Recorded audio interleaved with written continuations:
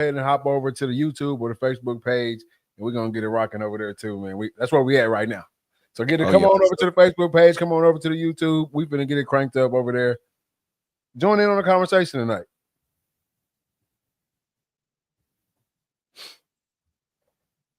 We live? Yeah, we live. Hey, and we back. Another episode. Hey, man, we live tonight on 3 platforms tonight. All right, we on the Facebook, we on the YouTube, and we also on the TikTok. We're really kind of 4 because we got the mobile version going over there on the YouTube as well. Yep. So make sure you get on those, whichever way you like to watch a podcast. Get on one of those, man, and come kick it with us for the next hour and a half, couple of hours, as we deep dive into some of this sports world and some of this real world activity going on, man. Hey, I only got one question for you, bro. What that? You ready? Let's do it.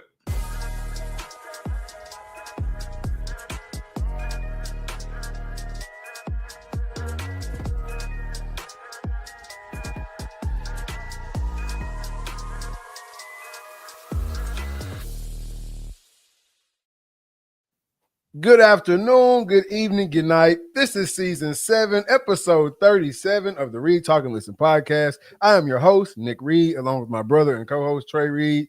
No Killer Cam tonight. How you doing tonight, man? Bruh, I'm good, man. Got off work, hopped on the podcast, what you call it, What a Hell of a Life podcast, or Hell of a Life podcast, and, man, had a good time over there, man. We talked for damn near 2 hours. Hey, you gotta love it, man. I love being a guest on other podcasts. It's hard to beat it. It's hard to beat that, man. It's hard to beat going on to somebody else's platform and, gaining the new fans from over there, or gaining knowledge from somebody else who's in the same space as you, or whatever it is, man. Gotta love going on other people's podcasts. Oh, for sure, man. I love it. I get over there, man, get to talking. And a lot of times they be thinking like, dang, bro, this dude took over the show. Hey, man, sometimes you gotta drive the bus. Yeah, sometimes you gotta drive the bus. But, man, we got a lot to get into tonight. I know everybody wants to talk about the Shedeur Sanders play. But before we get into that, let's start with a little Lane Kiffin talk tonight, man, because I love Lane Kiffin. I ain't gonna lie. I love Lane Kiffin. Dude, to me, I don't know. He raw, bro. He won the raw coaches, man. He and he kind of like the frat boy coach.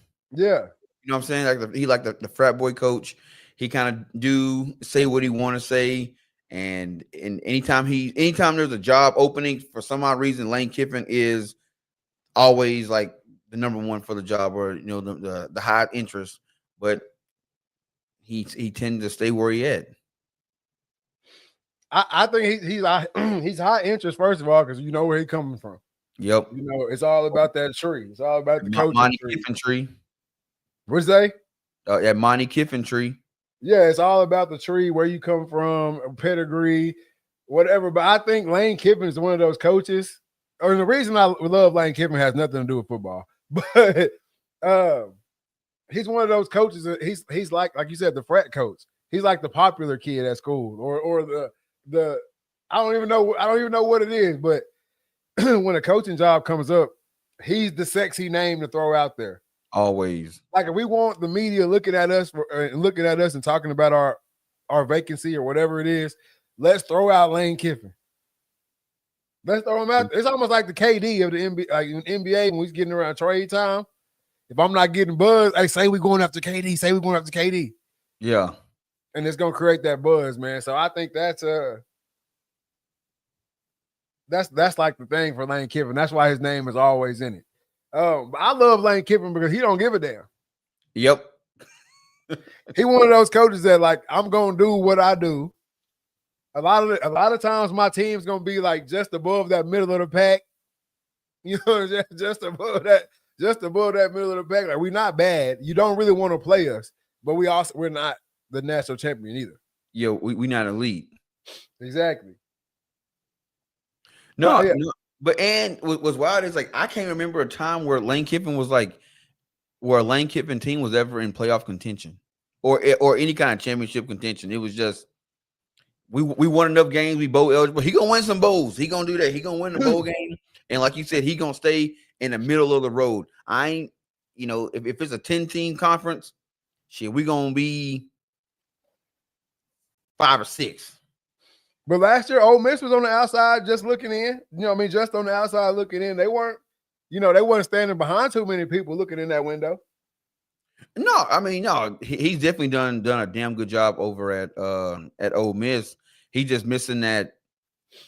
He's always a win or two away, and that's gonna be wherever he go. He always gonna be a win or two away, no matter where he go, of being that. And truth be told, to me, Lane Kiffin is a quarterback. He's a quarterback away from having a damn decent team. But he had Jackson Dart last year. But Jackson Dart was good. He was good. And where were they? They were on the outside looking in. They were just right there. Just other teams was just a step better. He always a step behind. Yeah. But you gotta love him, man. I know he went through, what he went through in that bar, and he be doing his thing. But I think he's a player's coach. Yeah. You hear too much bad coming out of that camp. No, you don't hear nothing bad coming out of other than being in the club and partying. No, I'm saying he's a player's coach. You don't hear nothing. You don't really hear too much bad, like a player leaving and saying, man, it was a coaching issue. Hell no, not with Lane Kiffin. No, he probably out there drinking with him, chilling. Yeah, I think he's a player's coach. I think I think he does a hell of a job every year of fielding a team that can compete in the SEC, which everybody talks about how good the SEC is, how good the SEC is. I think he fields a team that can compete in the SEC every year. Like last year, they were just on the outside looking in, had a chance to get in there right there at the end. I think that's another reason why his name just gets thrown out there. We might not win a national championship, but we're going to be good enough. And I think that's Lane Kiffin. And I think he's a damn good recruiter too. Oh yeah, but also everywhere he's been has been a spot that I don't want to say easy to get recruits, because I guess everybody got to recruit across the board. But he's been at a destination every place. He's always been at a destination. Like where all has he been? Alabama. Well, yeah, that's where he started. Ole Miss. Was he at USC? Yeah, he was at USC. Yeah, USC. That's what I'm saying. Like, he's always been at a destination spot. Yeah, he started at Fresno State, then Colorado State. Then he went straight from there. He went as a GA at Colorado State. The next year, he was working for the Jacksonville Jaguars as a defensive coordinator. Then he was at USC with tight ends, USC with receivers, USC, Oakland Raiders, then Tennessee, then USC, Alabama, Florida Atlantic, now Ole Miss. Yeah, so he's always been at a destination. I'm trying to get I want to see the chat on TikTok. If you hadn't gone over to the RTL TikTok, man, get over to the RTL podcast TikTok page. Give us a follow. We are going live on the TikTok page tonight for the first time. If you're on the Facebook page, drop that like, drop that share, and get in the chat tonight. Talk to us. I promise you we'll talk back. And if you're over on the YouTube, make sure you get over there and hit that notification bell. Subscribe. Know every time we go live. And again, on Facebook, share that thing. Let everybody know what you're watching, where you're watching, and why you're watching over here at the Read, Talk, and Listen podcast. You are now tuned in to the RTL podcast. See, TikTok don't hit a drop. You gotta love a Lane Kiffin coach team. You gotta love, right there at the end of the year, they're gonna make a push for it.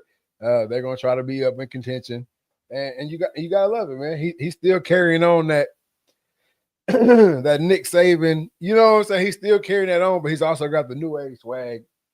Yeah, to go with it. But bro, looking at his resume, I mean, he got as an assistant coach, he got 3 national championships, 1 Mountain West, 5 Pac-10 championships, 3 SEC, and 3 SEC West Division championships. I didn't even know they had that was even a thing. Yeah, before like 2 or 3 years ago, it was split up on both sides. That makes sense. And then as a head coach, he got 2 Conference USA championships, 4 Conference USA championships. So I mean, he ain't winning no natties, but you know what I'm saying, he'll get you a bowl game. I mean, he'll get you to a conference game. Yeah, that's what I'm saying. They're always going to be above middle of the pack, no matter what. Like that's his MO, man. But while we're on the coaching, we talked about him a few weeks ago. I hated the way he was done, but we did say it won't be long, right? It won't be long before James Franklin is a coach of another Division I good football team. Bro, it's that coaching carousel, bro. I'll never understand it. It won't make sense to me. I guess because I'm a normie. But in my world, if you lose your job, it's hard to like. Why would I hire you to do the same shit you just got fired to the job for? You know what I'm saying? Like, Yeah. especially in the world of coaching, I'm hiring you to win games. Now, he's actually a special case because he was actually winning games where he was at. They just started out the season kind of rocky, and they abandoned ship real quick. So I ain't gonna say it's not coming. Hell, he was in the national championship. No, he was almost won that championship, didn't he? Yeah, I mean, he had more shot than 95% of the country. They made it to that they didn't make it to the semifinal round. They made it to they did make it to the semifinal round. Yeah. Yeah. So it's not like he is a bad coach. Like he was losing, and then they was like, man, you done lost too many games. We gotta let you go. They just abandoned ship real quick. But we have seen coaches that they'll go on they 0-10, 2-8, and you gotta go, but you lose too many games. But I just don't understand how am I hiring you to win games when you got fired for losing games? That's the thing. Now, I will say James Franklin, like you said a second ago, James Franklin is a special case in this instance because you're really getting a steal, low key, if you're Virginia Tech. Right? He said, my boy Cam said, vertical layout for easy clips. Y'all must be planning on the heat. You already know it. We hope so. But no, James Franklin is really a steal for a squad like Virginia Tech. Y'all excuse me tonight, man. I'm coming down with some. Yeah, because I mean, if I ain't mistaken, Virginia Tech is like, ain't they a bubble team? Yeah, Virginia Tech, man. Hey, you getting a steal in James Franklin because, like I said, last year semifinals in the playoffs. This year, I mean, they were number 3 team in the country at one point. Oh, talking about Penn State? Yeah, James Franklin. I mean, we can say their name if you want to. I'm just talking about James. James had them boys at number 3. You know what I'm saying? James Franklin had them boys at number 3. So I think he is an exception to the rule. Like when we talk about this coaching carousel, but no matter what, I think he would be coaching somewhere else. Even if Penn State came out this year and went 1-11, James Franklin will be coaching somewhere else. Yeah. No, straight up. Like it's a damn good hire for Virginia Tech, and they one of them teams that if you look at their season, even this year, bro, they like Arkansas, bro. They a touchdown away from being a touchdown each game from having a good ass record. Like that's how close they are. But man, shout out to him. I don't know what to say. Like I think he'll go and do good. Like I'm sure like a lot of the recruits that he was getting over at Penn State, they're gonna follow him over to Penn State. So next year, already followed him. See, there you go. So I'm sure next year Virginia Tech is gonna be a damn solid good team, like straight up. And I don't get this too. You would think these schools realize that it's probably a bad time to fire a coach mid-season, especially when the recruiting is already high, because a lot of them guys that's already committed, now the window is open for them to decommit and go follow that coach. So you probably thinking, oh, hey man, look, we got the number 3, number 4 recruiting team in recruiting class in the country. Shoot, we don't really need James. We can bring these kids in, and as soon as he out, they going with him. Now, maybe not all of them, but the majority of them going to dip because that's the coach that recruited me. I want to play for him because a lot of times, if you're a person who's never played college football, a lot of people go to the school because of the coach, not necessarily the school. Yeah. I mean, the coach, pre-NIL, the coach weighed a lot, right? Yeah. Like pre-NIL landscape, the coach weighed a lot. That's why Nick Saban was able to get recruiting class after recruiting class after recruiting class. I'm getting the number 1 running back. I'm getting the number 2 receiver in the country. I'm getting the number 3 DB in the country. I'm getting the number 2 DB in the country. All these guys because I want to go play for Nick Saban. If I go play for Nick Saban, he's got one thing going for him, if nothing else. He gonna put me in the league. Yep. Nick Saban, having that co-sign from Nick Saban is gonna put me in the NFL. And so pre-NIL, the coaching was the most. Straight up. You know what I'm saying? And it's still remnants of that. There's still a guy who has 2 parents or 1 parent in the household that's when they meet with those coaches, the coach that resonate with them the most, that's where you're going. Like that, we're still there. Oh, definitely. I mean, look at like my recruiting. I will say I only signed with Navy because Coach Nehemiah came and ate dinner at the house. He pulled up the 13. Yeah, and that's still part of the game right now. So you've been riding the wave. You going to Penn State. You've been having conversation with Franklin. Franklin been talking to mom and the pops. He been coming down to see you play, whatever the case may be. Wake up the next morning, he gone.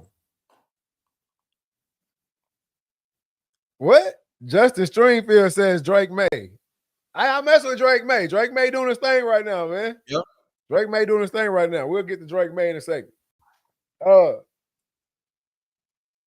He wake up the next morning, Franklin's fired from Penn State. Mom and dad off the rip is like, hey, we weren't really messing with Penn State. We was really messing with Franklin. Exactly. So let's see where he lands. And if it ain't nowhere crucial, we're going. Yep. And if I'm a recruit, he go to Virginia Tech.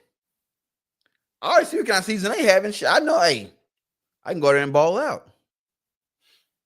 They right there. Like you could be the missing piece to that type of program, but you also know that same team won't be there next year. Let's be real. No, and that's another thing. How many pieces did Virginia Tech lose when their coach got fired?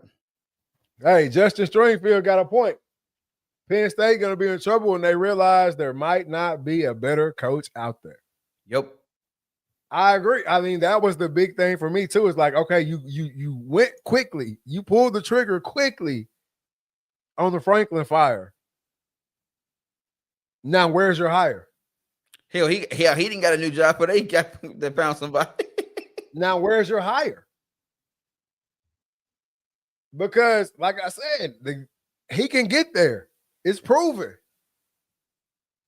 Now, they did have some monsters on that squad that went to the semifinal. They had some monsters on that squad. Yeah. But, hey, he was coaching them boys. I see he had Jennings, I'm a pony. He had Jennings seeing ghosts out there. What? Yeah.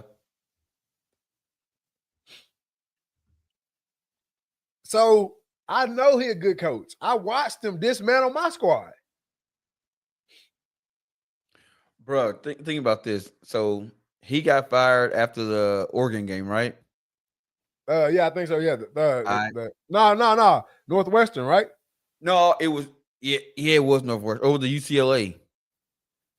I think they lost to UCLA first. No, they lost to Oregon, then UCLA. And then Northwestern. So it's the Northwestern.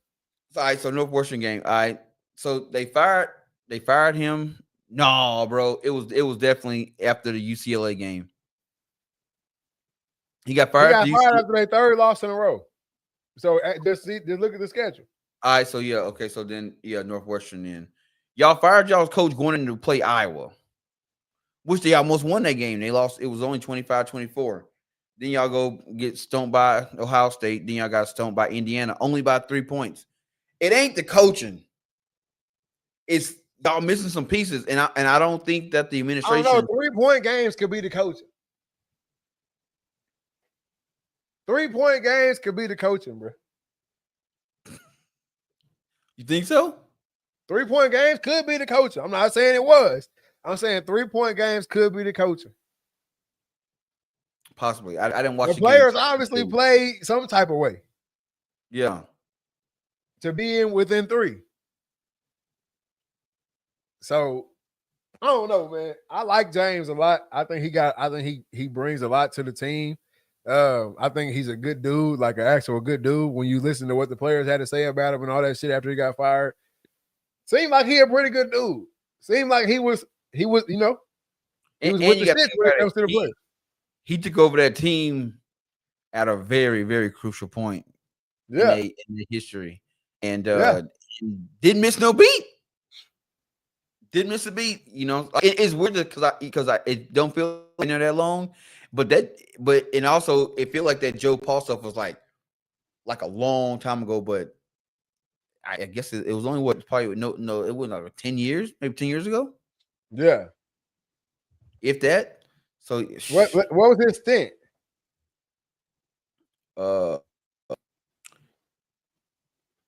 His stint was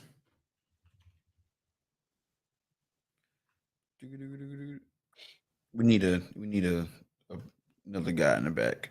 He was there from 2014 to 2025. Yep. So right at 104 and 45.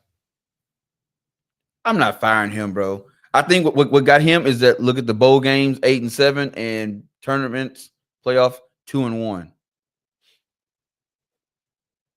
I think You're it's not that 8-7. that. You're not finding that. Go ahead. No, you're not finding that. Those coaches like that are not just floating out there. A coach with that record is staying where he at. No, facts. Bro, personally, I don't think Penn State gets an established Power 4 head coach. I think they'll have to go to Group of 5. I agree, or lower. But if you go back a few shows and you hear me say this, they're going to end up with a coach that we don't know. Yep. Because what you going to do? Go get Brian Kelly? Here's what I think. And this is just throwing it out there. They'll go and get a coach like either the coach at South Dakota State or the coach at North Dakota State. You're not getting them guys. I don't think. Because you're getting them. They got it made. Them boys dug in like an Alabama tick, man. They are, but you got to think about the guy that's at SDSU right now. This is only his third season as a head coach. I think he's been there an assistant for a minute, but this is his third season as a head coach. He already got one natty under his belt as a head coach. The guy in North Dakota State, I think he 12 running, 12, 13 of them things. And he ain't going nowhere. That's my thing. When you get to that level, what else can I do? It makes more sense for the guy in North Dakota State because what more else can I do at the FCS level? Man, ride off into the sunset. But I don't think you're that old. That's why. But there's no. Also, who wants to coach for a team who just fired the head coach who took them to the playoffs the year before, right before they fired him? Exactly. And it's also a bad taste. It's that I know that left a bad taste in a lot of coaches' mouths. Yeah. But when it comes to like the North Dakota Cat and the South Dakota Cat, for some of the North Dakota Cat, no matter what, bro, unless a huge tide turns, you can roll that division for the rest of your career. You're getting the transfers. You're getting the fall through the crack guys. You're getting all these guys at your school already. Recruiting for him right now is on that level is like Nick Saban in the SEC a few years ago.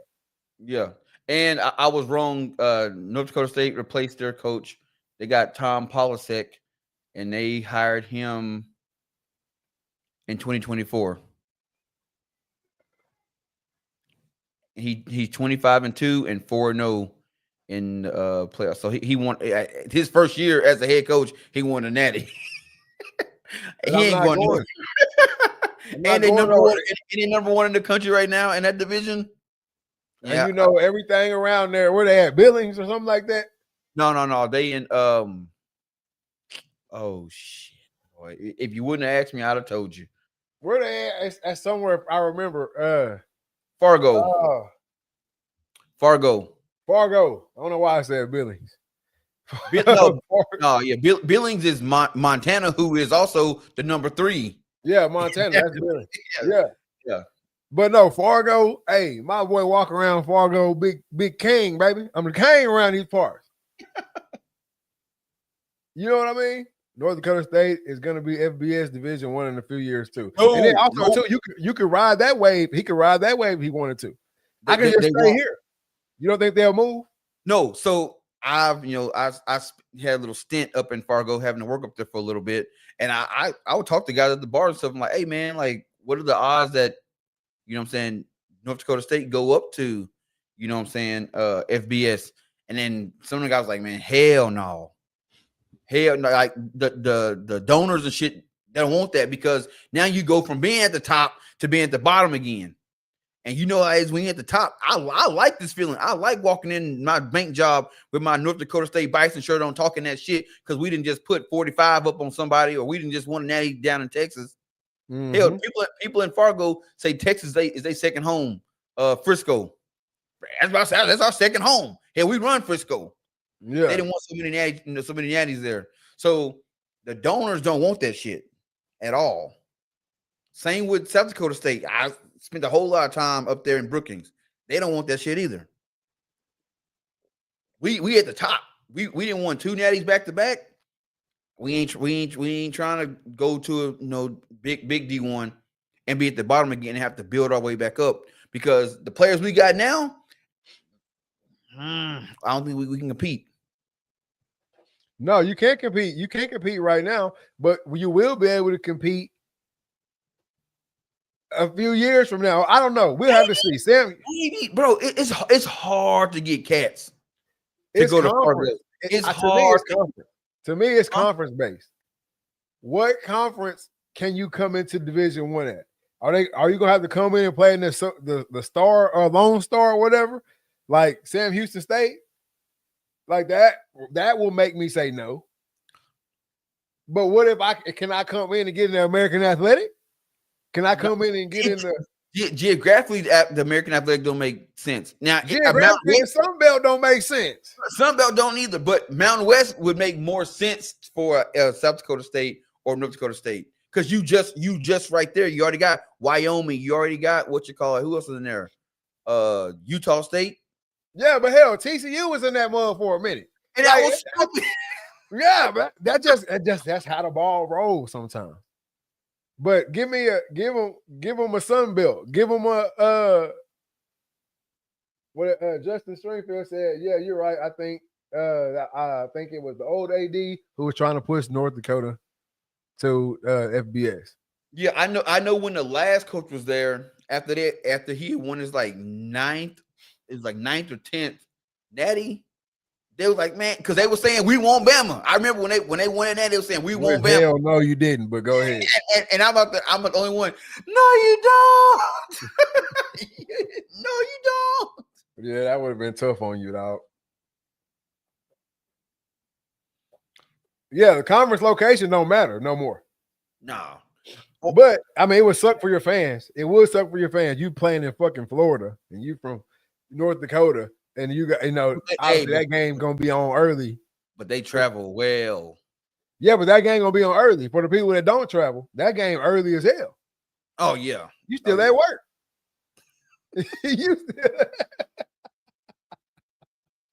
But from a recruiting point or stance, bro, it's gonna be hard to get a cat to come to Fargo. I mean, now I take that back because they play indoors. They have a dome. South Dakota State, y'all still play outside. Yeah.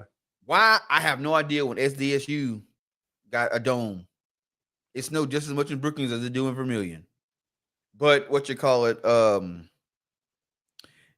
I can see North Dakota State getting some cats from Florida or Alabama or Texas come up there because we practice and play indoors. I can do that. As soon as the temp drop, don't make me no difference. I'm inside. But South Dakota State, shit, y'all still practicing outside too? Nope. Man, look, North Dakota State dig off in that vault where they've been burying all that championship bread. They'll be just fine. They'll be just fine in a couple years in FBS.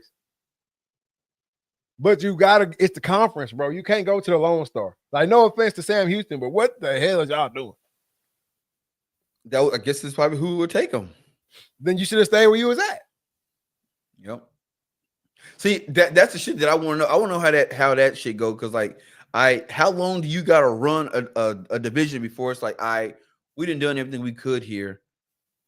Let's make that bid to move up. But then you got to see, okay, which conferences are taking applications or saying, hey, we welcoming teams in and all that shit. The time should have been when really Sam Houston should went to the Mountain West. Yeah. They should anywhere else. Anywhere else, bro. Sam Houston honestly should be American Athletic if we really want to get to the nitty-gritty. Yeah. They should be American Athletic. I'll take Mountain West. I think even Sunbelt would be good for them. Get off in there with Texas State, Monroe, and them cats. Like, I think, you know what I'm saying? Like, that would have been fine. Because didn't Texas State come from the same conference they was in? What? Because Texas State, it ain't been that many years since they became Big D1.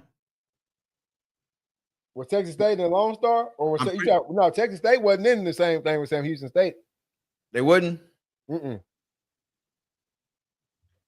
That was Sam Houston State, UCA,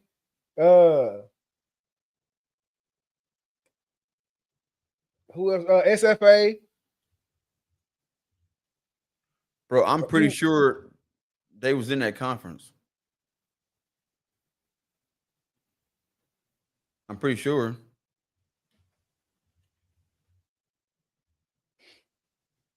Not sure. Yep, they were. Who Texas State was in there? Yep. Yeah. Yeah, they was in the Lone Star Conference, but that was way back in the day, though. Not hell, never mind. Never mind. They was in there from 1932 to 1983. Then they was in the Gulf Star Conference from 84 to 86. Southland Conference. So, yeah, they were in the Southland. That's Sam Houston State. Yeah, Southland Conference from 87 to 2010 before going to FBS. Then they went to the Western Athletic. They was in the WAC at first. Then the Sun Belt, and now the Pac-12. WAC. Is the WAC even still around anymore? Shit, I think. Because that's what Louisiana Tech and Troy. Mm-hmm. Shit, I remember there was a point in time where they was saying when UCA was running shit, we want to go Big D1, and yeah, that shit ended quick. I think you got to strike when the iron's hot. That you got to strike when the iron's hot, but it's also too all about what conference is going to accept you. Yeah. Justin Stringfield says they have been competitive with a lot of FBS opponents when they faced them. And I agree with that too. I agree with that method too. They have been pretty successful or competitive, I should say, with a lot of FBS teams when they play. Yep. They have been. I mean, they took Colorado down to the wire. Who? North Dakota State. Oh, yes. Yeah. For sure. So I think they got a shot. But let's not pretend now that they run that triple option offense. And I don't care who you are. That is a hard offense to defend. So it neutralizes your defense. So you could have a North Dakota State could go play Alabama, and they're gonna keep the game at least in the first half, they're gonna keep that shit close. But where they lose that is the depth. They just don't have, they third string. He ain't got no shot at Bama. The third string at Bama could be the damn star at a North Dakota State or South Dakota State or a Sam Houston. You know what I'm saying? So it's the depth they get beat. That they get them. That too, but you got to think about they got some years where they were throwing the ball around the yard too. It wasn't just that. No. Them were the years when they was unbeatable. When they could run, when they had Carson Wentz and Trey Lance, and they could sling that thing. So you had Trey Lance throwing for 300-400 yards a game, and they was running for 200 or 300 yards a game. Shit.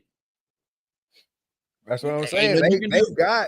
They've had successful QBs too. Like they've had a chance. Have they missed that window? I don't know. I would love, if I was them, I would want to roll in the FBS with a cat like Wentz or with a cat like Lance. It'll be like Georgia Southern versus Bama game years ago where they stay in it, then just lose because of, like you said, depth. Yeah, that's always been the case with the money games, as we call them.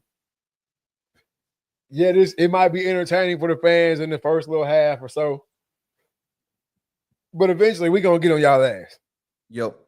Especially like think about this. You South Dakota State and you playing Bama, and y'all come out in that first half and y'all put up 40, and it's like 40-21 in the first half. I'm just throwing some shit out there. And Bama gets their locker room and coach, hey, wake your ass up. They kicking trash cans. He's throwing them out. And then second half, they gonna score like 60. They gonna come out the gate. They gonna find y'all weakness and exploit it. Bro, that shit is the worst feeling on earth. Because I done been on the other side of the money game.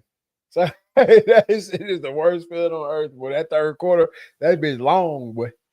That third quarter long as hell. Bro, at Navy, we was in one money game, and that was my freshman year against Ohio State, and we took them jokers to the wire. And that was Terrell Pryor, Ohio State, and we lost 27-30. Be like that. Be like that. I just knew. I said, man, if we beat Ohio State, we going to the Natty. And then turn around next week and lost to Temple. I'm telling you, that should be like that too. That should be like that too. You play real good against them boys, and then you go play somebody you know y'all supposed to beat, and it's over with. Man, I'm like, well, shit, if we did this Ohio State, we should beat everybody else on this roster. And we lost to Ohio State. No, we beat Temple. We ended up losing to Western Kentucky. And won out. Beat Notre Dame that year. Sorry, asses. Beat Notre Dame that year, and we think we was 10-2. And I'm thinking, damn, had we beat Ohio State and beat Western Kentucky, shit, man, we in my head I'm thinking we was independent, so we went to a big bowl. We'd have got that automatic bid. Automatic bid, baby. Hey, my boy said, man, that game had me pissed, bro. I hate Ohio State, and seeing Navy almost take them MFs down had me heated. Hey, let me tell you something, bro. Walking out that tunnel and that shit beat, man, the sound, bro. I'll never forget nothing like that, man. It's the horseshoe was loud. The horseshoe. Hey, Stringfield, man, why you don't like Ohio State? I bet he from Michigan.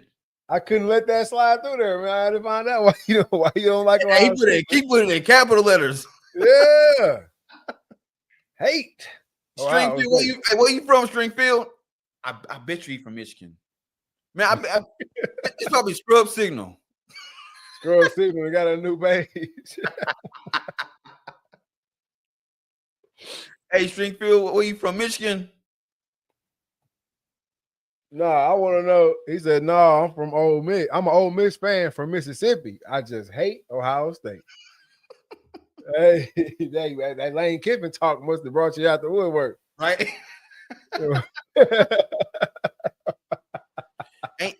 Don't they call Ole Miss that's the Hedges, ain't it? No, that's Georgia. Georgia. What's Ole Miss then? Hotty toddy. That's all I know from Ole Miss. Don't they got that brick wall? Bomba clock. Joseph Davenport said bomba clock. Damn. But no, man, I think if not to beat a dead horse, but I want to run back through here one time. Dark times my last few weeks have been for real. But I think if North Dakota State was gonna do it, this landscape right here is the perfect time for them to do it. Yeah. I know y'all got a little bread stashed away. I know y'all donors are heavily involved. This is the time to do it because you get you a Haynes King. Yep. If you North Dakota State, you know what I'm saying? You can get that caliber QB dropping out of Texas A&M or dropping off of Bama or dropping off. Shit, Bama got a backup quarterback right now who thought Sims was gonna be ass. Yep. See what I'm saying? Now he playing like a damn goat. Shit, these next few years looking a little different for me now. He said with NIL, they can compete with the American or Mountain West. Let me tell you something about South Dakota. About North Dakota. There are a lot of old hidden money out there. A lot of oil money, a lot of farm money, a lot of cattle money. It's some money out there. They be all right. And you're also at a part in the country that any like major company that way, like I can mess with y'all. Yep. Because you're in a spot where it's spread out. So hey, this is the time. If they're gonna do it, this is the time for them to hop in there, get involved. Hey, we want that bid. Which conference will take us? And I bet you they'll have a lot more conferences wanting to take them than others. Yep. And ain't nothing out there to do but football. That will be their downfall. What? Would be it's not a destination.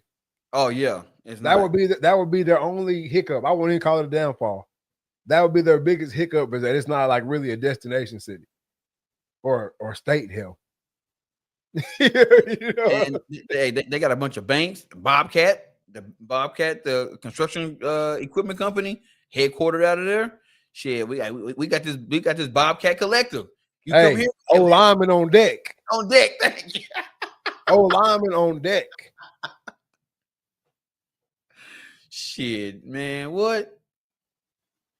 They figure it out. They got a whole lot of energy utility companies up there. They be all right. A bunch of hospitals. Sanford. Shit, you see what Sanford building for the high school kids? Mm-hmm. Shit, they do NIL money. That's what I'm saying. So I think right now would be their best chance to do it. I think they actually would. They do always have one of the best O lines in the FCS. Oh yeah, because they get being from that part of the country. That's normally what you're gonna get. Yep. You know what I'm saying? As far as like hometown, homebred boys coming from up there, it's most likely gonna be the O lineman. Yeah. Remember what they had a couple years ago with the 1-2. Yep. And he didn't play football in high school, I think, like that. He didn't play this like senior year. And he was a number one, he was a first round draft pick. Born and raised to do this. So where Texas or Bama or LSU and these guys it's hard to go out and recruit from those areas. That's you right there. If you can start with a good base and they can go out there and they can go find, and I'm literally getting, because once they go FBS, they're gonna get the best of the best from that area anyway. Iowa, think about North Dakota. You got Iowa, Montana, South Dakota, Minnesota, Nebraska. You got four of the states outside your own that is known for producing big ass linemen. Over on TikTok, post menopause said predictions on Bears. Prediction on Bears, like what, this week? I can't even see the comment section because our face is so damn big. Oh, it's small on mine. Look, boy, I knew that was gonna happen. Yeah, he said prediction on Bears, which is funny because I had that in the notes because somehow the Bears are turning around after the lady came out and said the team ain't for sale. They turned that shit around real quick. But I'm saying, he's saying prediction for like this week, like Against the Eagles or like all over? Oh, if they make the playoffs, they can put out first round. That's my prediction. Man, look, I told y'all about Caleb Williams a long time ago.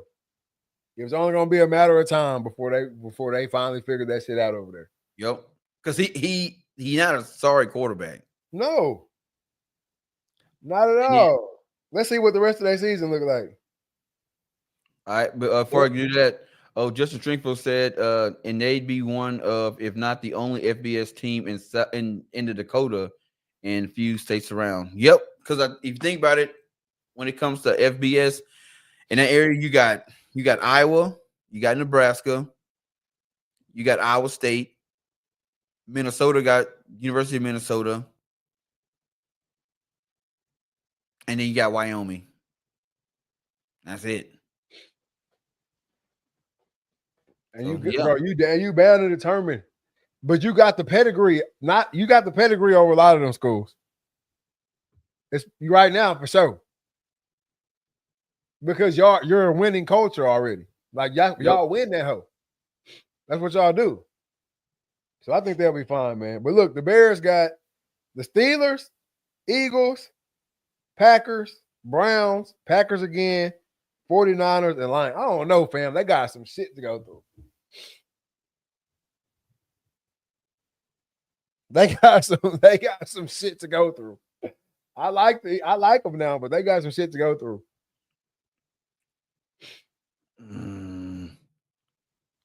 How many more games they need to get in the playoffs? Let's see. They 7-3 right now. They first in the NFC North. If they can't drop.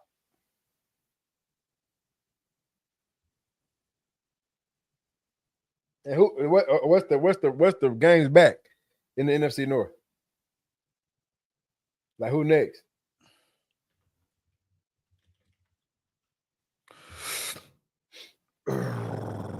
Packers at 6-3.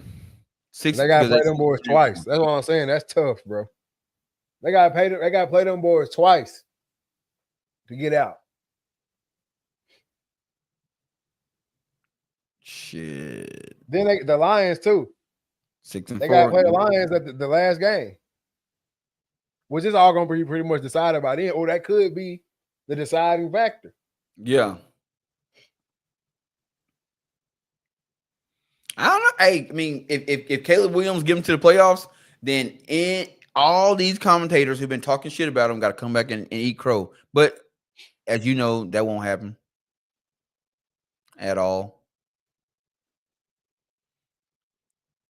Won't happen at all. Because I mean, he been in the league, what? This is third year? Third year right here. Or is it the second? Yeah. This is second year. For real? Yeah. This is second year.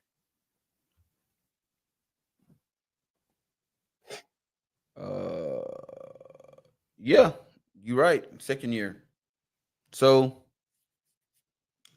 second year, take him to the playoffs. I say that was a good choice, a good pick for him. I'm trying to see what these guys. But I think people don't like him because of like the nail polish shit, which I don't like. I'm not gonna wear no nail polish, but I mean, if that's his MO, that's his MO. I don't give a damn about that nail polish. At least that's some shit. He one of the NFL players that's showing us the shit. Think about the other. think about the one that's hiding. So what's the point? You know what I'm saying? Like, bro, with all athletes, outside of certain unforgivable crimes, I don't care what you do off that field, man.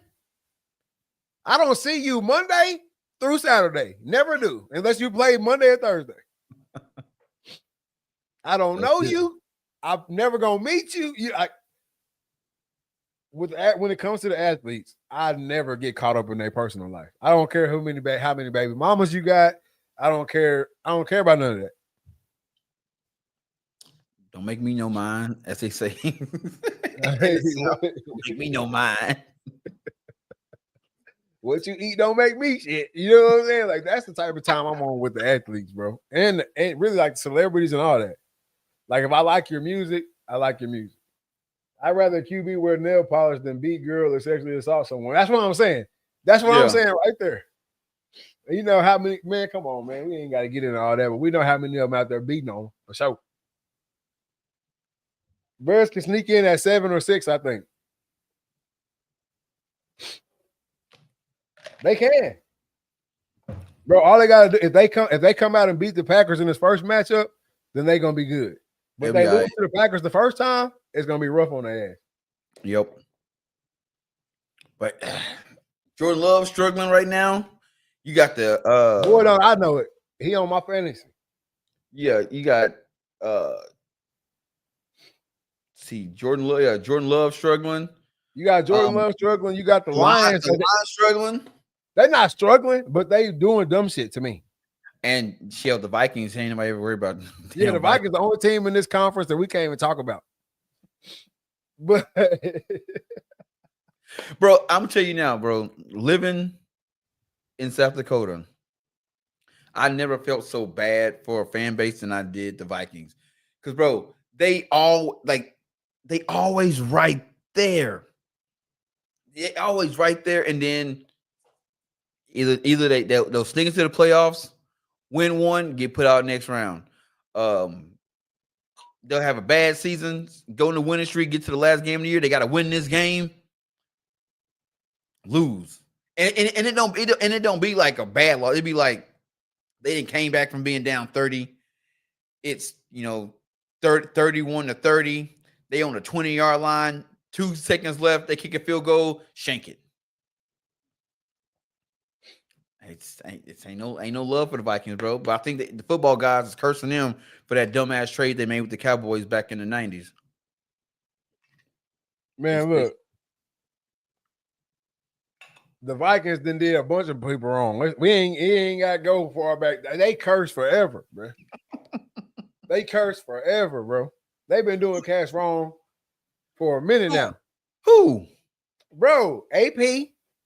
Yep, AP. Brett Favre. They didn't do Brett Favre wrong. They did Brett Favre for the wrong, man. How? Brett Favre was still balling. Brett, that year he came when he got traded from Green Bay and went to Minnesota, bro. He was that last drive. He was an interception away from going to Super Bowl. Yeah. That's what I'm saying, man. Cook. Yep, Dalvin Cook. Yep. Like, come on, man. Moss. Bro, the Vikings are ass. I don't care. Like, they just ass. Even the situation they got going on right now. JJ McCarthy or Carthy, whatever you want, whatever his last name is. Packers so inconsistent, bro. JJ McCarthy so ass.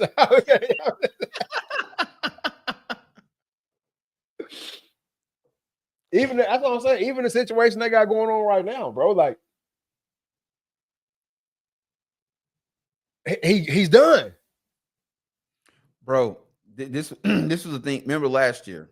All right, I remember having this conversation on the show because they had brought Sam Darnold in for the 1-year contract, right? Mm-hmm. And Sam Darnold balled the hell out. They went deep in. No, they went to the first round and got beat. Yeah, but he got him to the playoffs. And I said, you brought Sam Darnold in, and he took y'all to the playoffs. Do you keep Sam Darnold as a backup and start JJ, and just in case some shit go down, you still got Sam? Nope. They get rid of Sam. Send his ass to Seattle. Where he balling. Thank you. He balling, and now y'all's guy that y'all went with is hurt again. Some organizations just, bro, I'd rather pay you. I feel him on the Sam Darnold thing, though, because you really can't do that. Bro, I can give you something. Once Sam Darnold proves that he still can ball, every other team in the league who don't have a QB is calling Sam Darnold's agent. You see what I'm saying? So now, either you're gonna give me some real starter bread to sit me on this bench, or I'm gonna go get some real starter bread and be a starter. Lord, do you know what his contract was with the Seahawks? What? 3 years, 100.5 millions. Sam, hey, boy, it show you need one season in the NFL, man. That's what I'm saying. So you're gonna give me some real starter bread, or I'm gonna go be a starter and get the bread. Or other side of the coin, let's just say that they can work out a deal with Sam Darnold. Let's take away the injuries off JJ, right? You got Sam Darnold on the bench after he do what he do last year. Now you got him on the bench. As soon as JJ get in there and start throwing the picks and shit like he do, there ain't no long leash there. There's no long leash there because now the fans like, hey man, we was winning with Sam. Yep. We was winning with Sam. But then also too on the same side is that if you put Sam out there and leave JJ on the bench, as soon as Sam do anything off kilter, we want to see the new kid because y'all already pumped him up and he's supposed to be the savior and blase. Bro, I remember when they drafted JJ, I was sitting at the bar, and bro, all these Viking fans around me was just like, because he just won a natty. Oh man, we got JJ. Oh, we going to the ship. We going to the bowl. Oh, our answer's been all our prayers been answered. And I'm thinking, bro, he was good in college, but you got to think about the shit he had around him. Yeah, Blake Corum was also toting that bitch like a madman. Yep. Oh, especially through them playoffs. Stringfield said, I genuinely think I could go out there and do just as good as JJ. He's that ass. Dude won a natty, only throwing the ball 10 times, and that should have been evidence to not draft dude. And that's what I'm saying. They marketed him as the savior of the franchise. Yep. So now you really don't have a choice but to play the guy. Straight up. You have to play the guy, man. Oh, but I don't even know how the hell we got on JJ and them boys. She's talking about the playoffs and getting in and Vikings and oh yeah, because that's the last ass team in that division. They the only ass team in that division right now. Yep. That's how we got on them boys. Yeah, but the Lions are being stupid right now. That brings me back to that. Why y'all fucking with the play calling right now? Shit, your guess as good as mine. Your guess as good as mine. Because coaches, they get in their own way sometimes, man. Sometimes shit just work. Let it be. Like leave it alone. If it ain't broke, don't fix it. But every coach want to be labeled some kind of guru, or they want to have some kind of story like, oh yeah, I changed the plays, I changed the play call in the middle of the season, and it led to this, and that shit ain't working. My thing is you got too much to deal with as a head coach to be worried about calling plays. That is a reason why there's coordinators, man. But there are a lot of coaches that do it, but you got to be doing it. When did that shit start? When did that shit start of the head coach wanting to be the damn play caller? But because coaches have done it. That's why that's why a lot of coaches think they can do it. Because coaches have done it.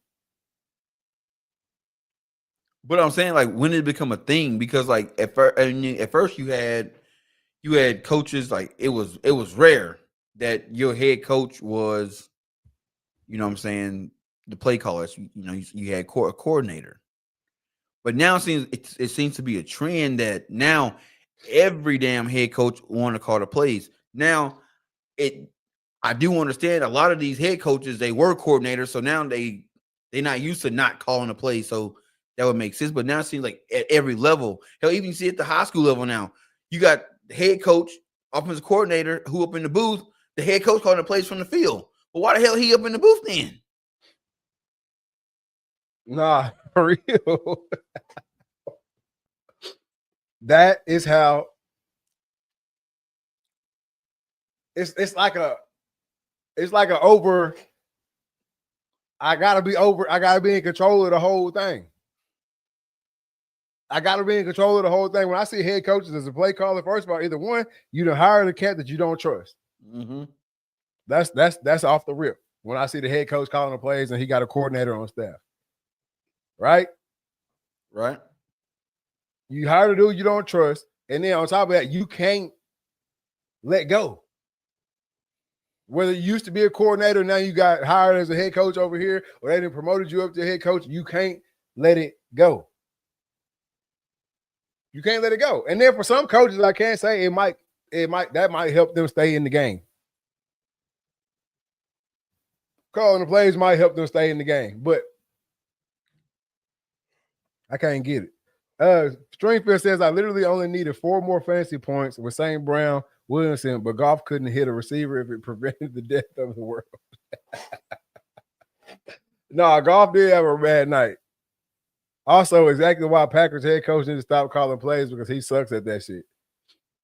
There's too much stuff you got to worry about on the sideline. You worried about making the challenges. You worried about, personnel. You all this type of different shit that you do as a head coach. Bro. And then on top of that, even when you calling plays as a head coach, you relying on all the info coming from up top anyway. Exactly. You can't see that shit from the sideline. I remember it was only a handful of coaches that had the Waffle House menu. Now all these cats got the Waffle House menu as coaches. That shit part of the uniform now, though. Yeah, that's part of the uniform now. That's part of the uniform now. Man, when they saw Andy Reid hit that big ass sheet, it was like, I know it's a goddamn Waffle House menu when I see one. Oh, bro, the Chiefs, bro. Gosh, dog, bro. How the money have fallen. Bro. Hey, but the thing about it is they still got a chance. Oh, yeah. But you already know they're the type of team that if they get in the playoffs, they gonna make a run for it. They got to. Yeah, they still got a chance to get in that thing, man. The loss to Denver, which ain't nobody really talking about Denver, but they tearing shit up right now. The loss to Denver was tough on their ass. I will say that. But see, Denver is a perfect example of having an owner who don't give a damn about the team. Let the team just run the way it runs. Look, right now, the Chiefs at 5-5. The Chiefs at 5-5. They sit in the third in their division, but bro, they chasing the Chargers and the Broncos, who I'm not planning on the Chargers being there at the end of the season. No way. I'm still not sold on Herbert. I'm still not sold on Herbert over there, bro. No. I ain't watched much of him. I ain't gonna lie to you. I have not watched much of Justin Herbert play. But who they got left? Let's see. The Chiefs got Indiana left, which I don't know. They got your Cowboys. Indianapolis, Indiana, same shit.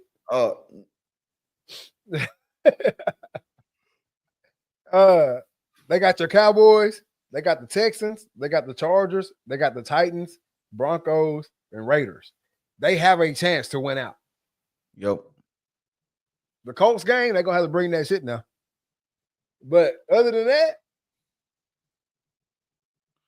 and then the Chargers, they got Raiders, Eagles, Chiefs left.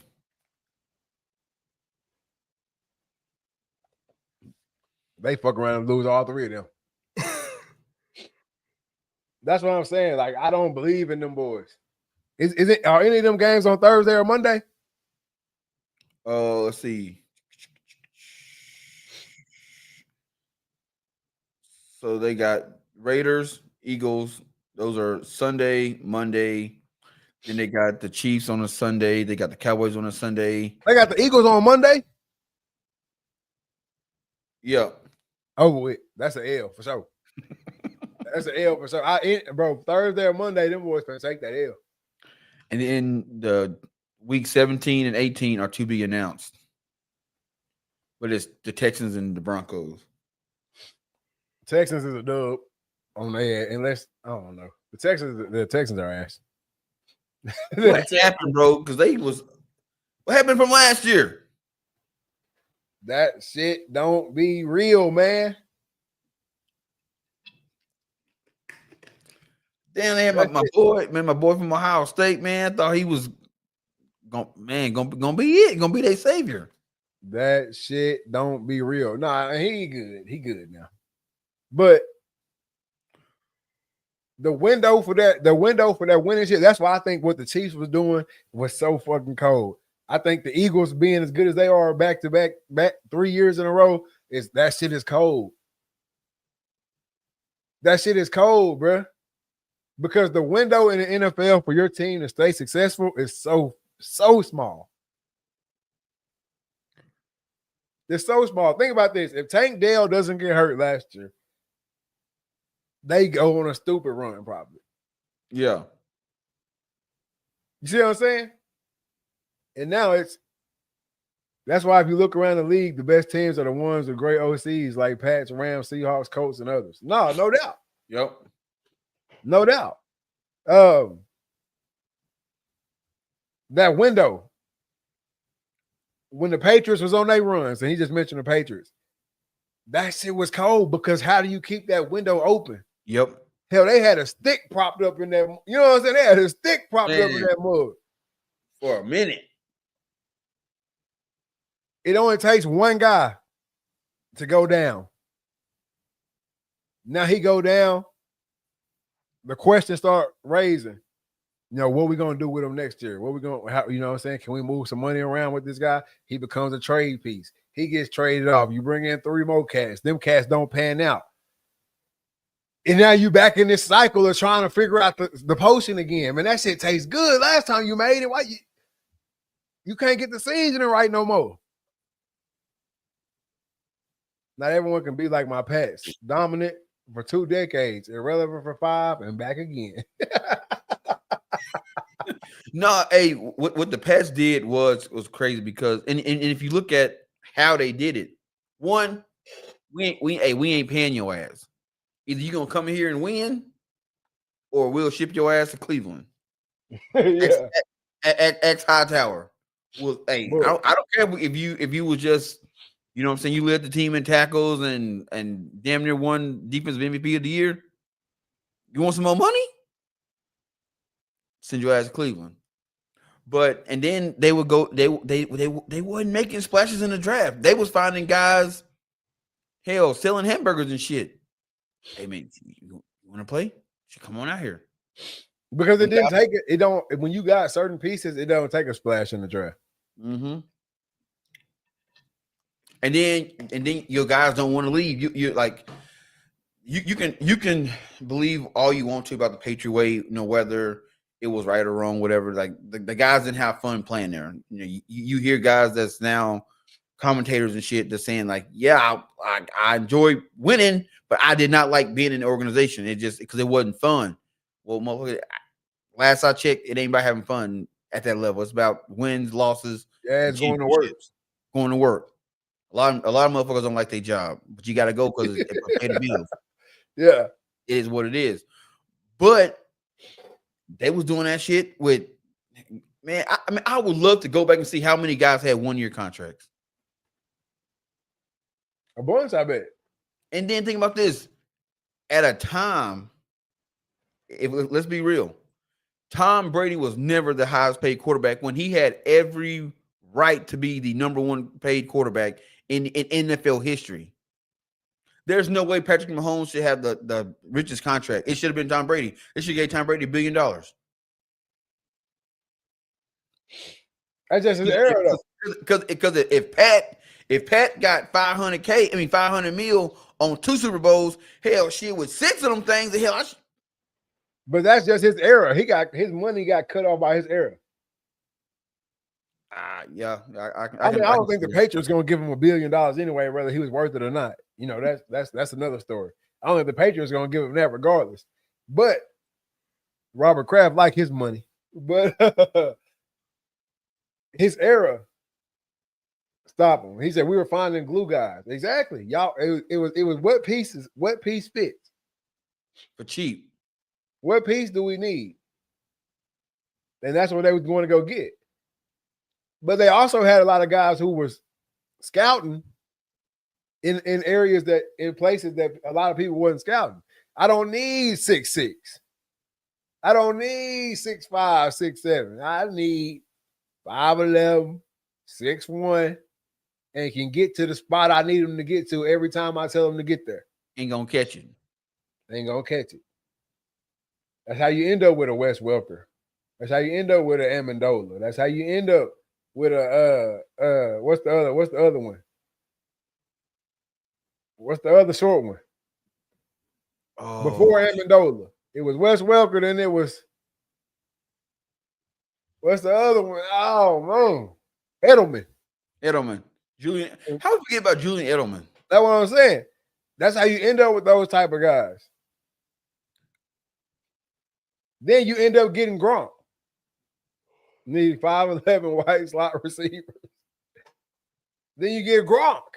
Yep. Now you got Gronk in the system. Everything easy for everybody else. And bruh, think about this. Think had Aaron Hernandez not messed up. Mm-hmm. Now you got Gronk and Aaron.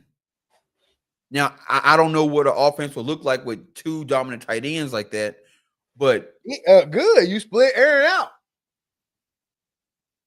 like they was doing.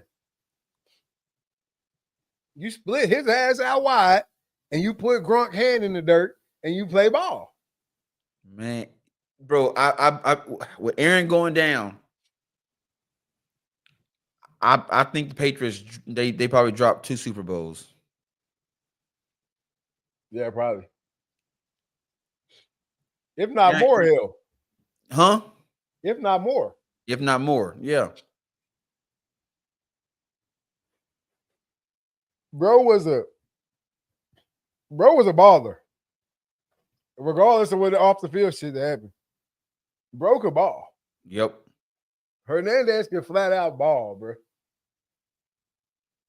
That probably would have been like the first team in NFL history to have 2 Hall of Fame tight ends at the roster at one time.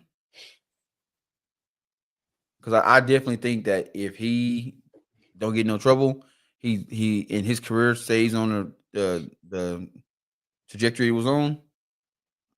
Unless he gets like, I want to get paid, I'm out. So then they probably get a whole lot of shit for Aaron, and that me, bro.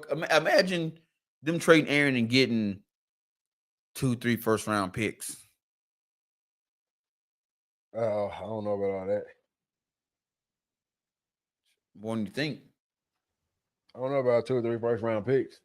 Because it's gonna be, I mean, it's who you trading them for.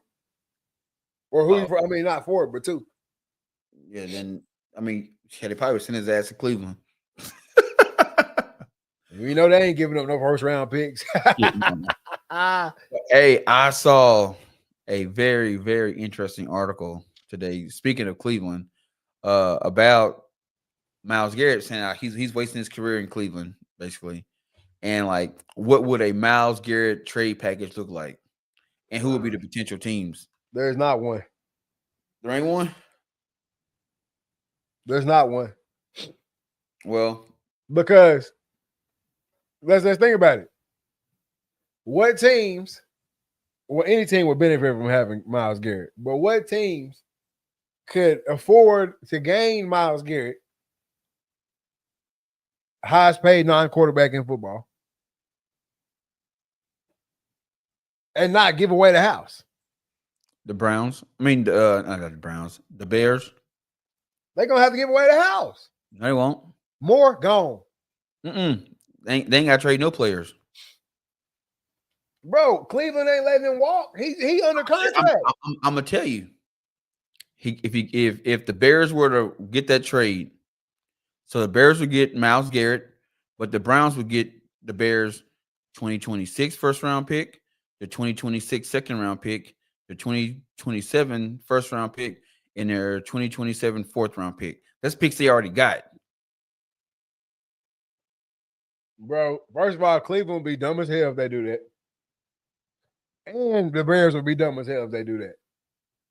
I'm just telling you what they say the trade would look like. All right, what about Detroit? Gibbs, Jameson. You coming off a real life person. If I'm a coach or a GM, you coming off a real life person, not no fucking imaginary person that we don't even know who it is yet. I'm just saying for this conversation's sake, this guy Alex K wrote this article, so he's already did the shit. So he was, because basically the whole thing was, how can teams get Garrett without breaking up what they got now?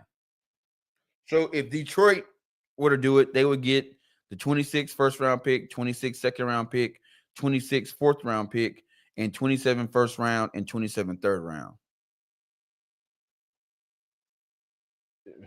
Hell no.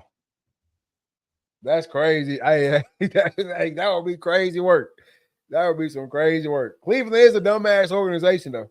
So, but the other teams too, them too many years in a row where you ain't drafting yet. Yeah, because I mean, even they even got the Patriots as the third team, and it's saying that they would have to give up their 26 first round, 26 third round, 27 first round, and 27 third round. We talking about 27, dog.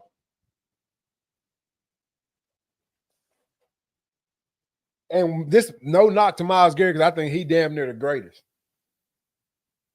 But it's already proven that if we ain't got shit else with you, dog, ain't no wins coming out them sacks. It already sold that. Ooh, this one is a long shot. Ain't no wins coming about them sacks, bro. Not if you ain't got nobody coming with you. Nope. So I just think you get 5 sacks in a game and lose that hoe. And still lost.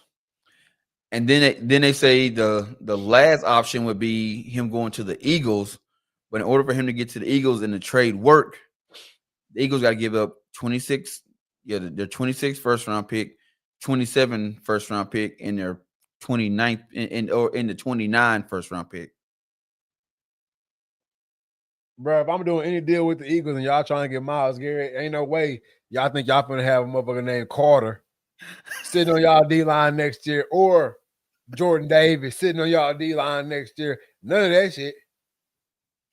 Bro, yeah, let me get one of them and that 26 and that 27.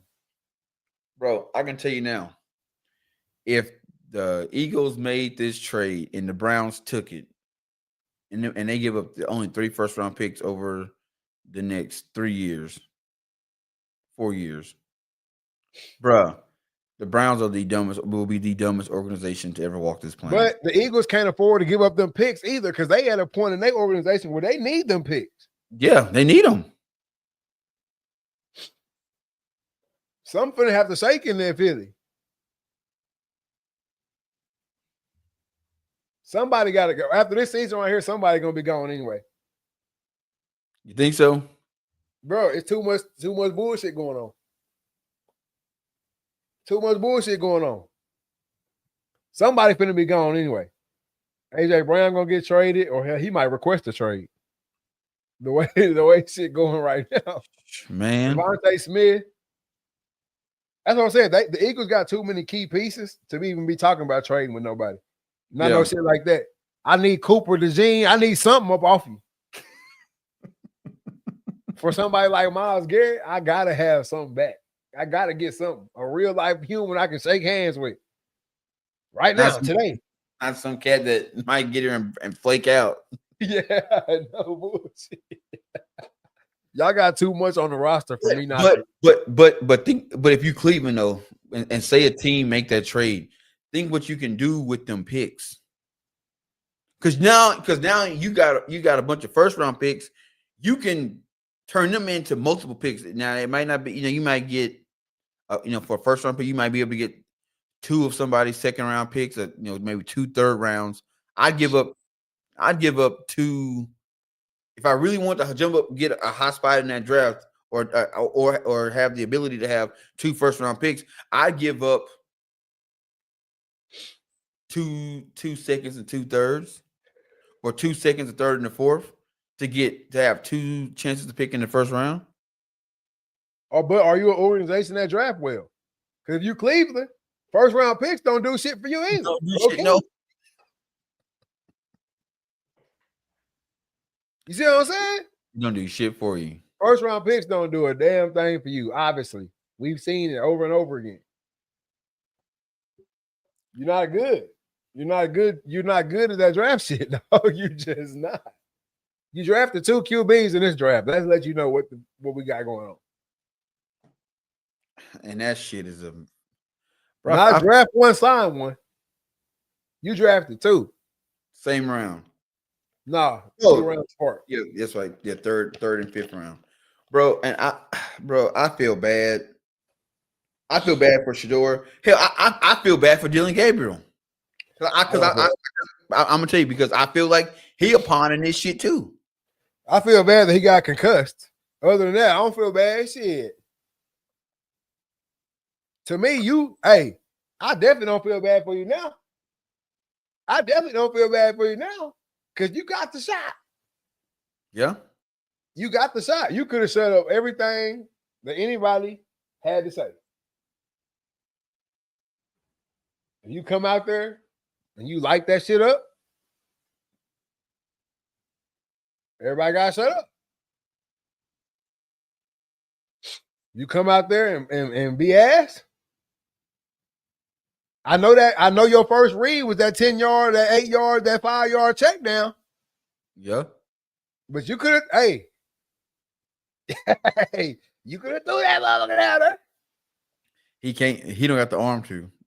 That's what I'm saying. So I don't feel bad for you. I really feel like you getting a shot. I really feel like you got a shot that you really wasn't even supposed to get. Yeah. So I can't feel bad for you. But I do respect your game. But that shit, I don't feel bad. Bro, this right here, and it's just shitty. Like there's no way to sugarcoat it. Yeah. Watching the Browns this season has been just shitty. I mean, even like, Shedeur gets in last week.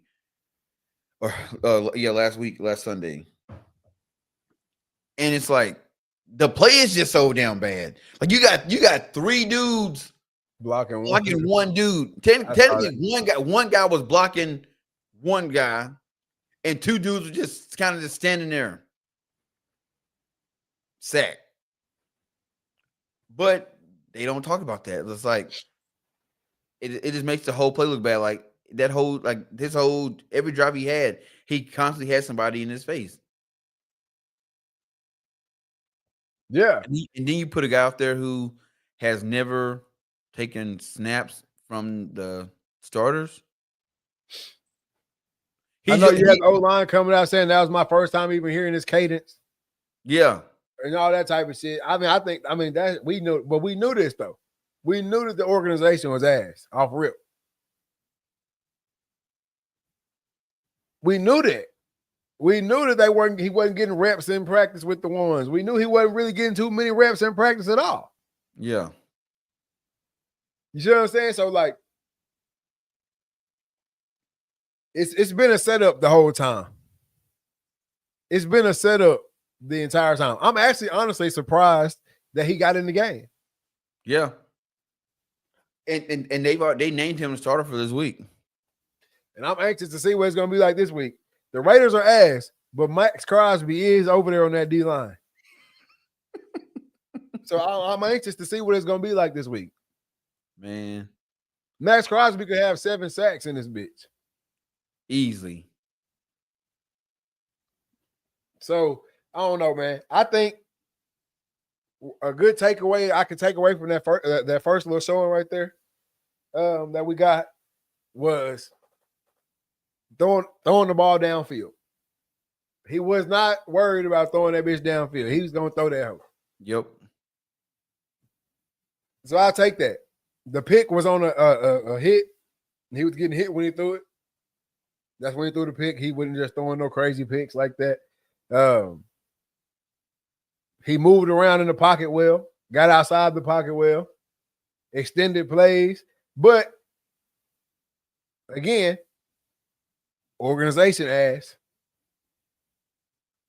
And also another part of the setup.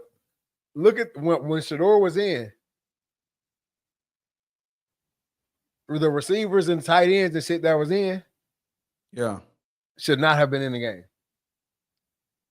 So I didn't even notice any of that. Young Bucks, rookies too. Like, bro, get the motherfuckers up out of here. I can't. I can't put if I'm Savinsky, I can't have him play with my stars, my ones. Because think about it, in the event that he goes out there and balls out, you look like a terrible fucking coach. Boy, y'all 2 and whatever. You already look like a terrible coach. Bro, we already discussed this last week. He ain't too concerned about it. Whatever it is, it's been a fix. Like, hey, bro. That's what I'm saying. If you were really concerned about wins and losses, bro, that shit's not happening, bro. I got my backup. I got my at this point, he the third string because Flacco started the season off as a starter. So I got my third string. I'm on my third QB. A coach that's worried about winning, I'm going to do everything in my power to put the pieces around this kid to help him out because it's going to help us out. Judy, hey, ain't no more breaks. He coming in the third quarter. Hey, ain't no more breaks. And Njoku, ain't no more breaks. You need a spill for a player or two, cool. But other than that, ain't no more breaks. I need you in here. Like that's bottom line. But also, if you look who he threw the ball to the majority of the time, cats who been on the scout team with him. Yep. 44, the rookie. The tight end. Yeah. Yeah. He kept throwing that hoe to him. Kept throwing that hoe to him. I didn't know he was a rookie. Got to. I know how he liked this hoe. I've been throwing to him all year. And that's what I was trying to explain to mom because she was like, why does it matter if you play with the ones? And I said, well, this is why, because if I'm in practice, you learn the habits of certain receivers and tight ends you throw into. Yeah. You know what I'm saying? You know, if you say I'm John Brown, you know, third string running back or third string receiver. Yeah. I know John got a little imp in his step. So he may not look like he's running fast, but some bitch out there running. So I gotta put a little on it to get it to him. And he like that joker right over the shoulder. Yeah. I know my tight end, that mother got sticky hands, the third string tight end. So I can throw that joker low to the ground. He gonna get that joker. Now I'm playing with some receivers I ain't never threw to. I don't know their habits. So that's why I make a difference. That's why I make a difference. It all make a difference. When I spin out of this pocket and I'm rolling out to my left or I'm rolling out to my right, what should I do? What is my receiver gonna do? Like all that shit matters.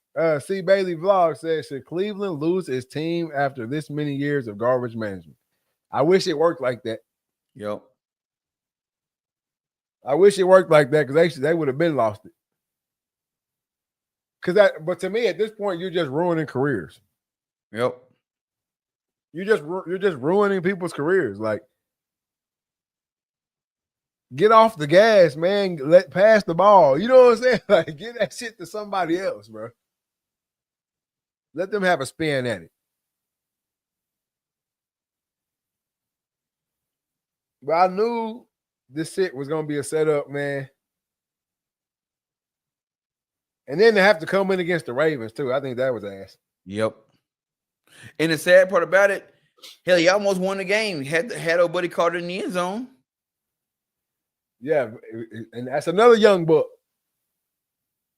that dropped it in the end zone. Or it was a good play, too, on defense. But that's another young buck right there. So I think it's a setup, man. I think the fix is in. I think they hoping. I wouldn't be surprised if we get a Jared Judy questionable for this next game. Some shit like that. Is Cleveland in the running for the worst franchise across all sports? If not, who is? Cleveland is definitely top 5 worst. Ooh. Oakland A's right behind them. Let's ask ChatGPT.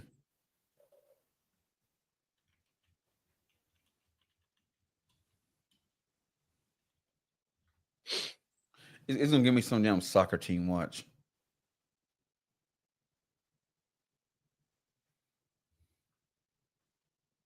Give me top 3. Give me who you think your top 3 are. Matter of fact, if you watching right now, who you think are the 3 top worst programs across all sports? Man, I'm going Cleveland Browns. I'm going Oakland A's. I think the Oakland Athletics is a bad ass organization.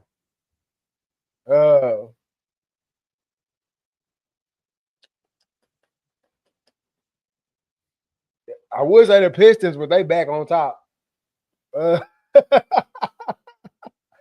Who else? Utah Jazz pretty ass. And been ass since Gary Payton. Gary Payton didn't play for the Jazz, did he? Huh? Gary Payton played for the Jazz? Shit, yeah, he did. No, I thought Gary Payton played for the Supersonics. Karl Malone played for the Jazz. Karl Malone played for the Jazz. And Steve, I was gonna say Steve Kerr. Now I was gonna say Steve Nash. Yeah, Karl Malone played for the Jazz. That's right. And Steve who? Steve. Wasn't there a Steve that played for the Jazz too? White boy who could led the lead in assists on the Jazz? On the Jazz. Hell no. Yes, it was. Chad gonna have to help out with that one. Bro, you know what I'm talking about, man. Steve that played on the Jazz. Hell no. Oh no, John Stockton is who I'm talking about. I was like Steve. But no, ChatGPT said the contenders for worst franchise of all sports. Number 1, Arizona Cardinals. Arizona Cardinals? What they basing this shit off of? Oldest franchise in football, founded in 1898. 2 championships, but they happened in 1925 and 1947. One of the worst win percentage in NFL history. Longest stretch of irrelevance. Ownership has been questionable for years. Many analysts say they're the most consistently unsuccessful long-term NFL franchise. I don't understand that because I know they done been to a Super Bowl and shit way more. Hold on. And then you got number 2, Sacramento Kings. Longest playoff drought in NBA history, 16 years. Only one real competitive era in the early 2000s with Weber and Bibby. Historically bottom tier in wins, constant coaching and front office turnover. If we're talking NBA only, they're historically been at the bottom. Number 3, Cleveland Browns. The poster child of dysfunction. Thank you, Jesus. 0 Super Bowls, 1-31 stretch for 2006 to 2017. Quarterback carousel with 30-plus starters in the modern era and some playoff moments recently, but decades of pain built their legacy. They may be the worst today, but historically, they're elite at losing. Number 4, Detroit Lions, 0 Super Bowls, only 1 playoff appearance since 1957. Went 0-16 in 08. Wasted Barry Sanders and Calvin Johnson's career. What ChatGPT is saying.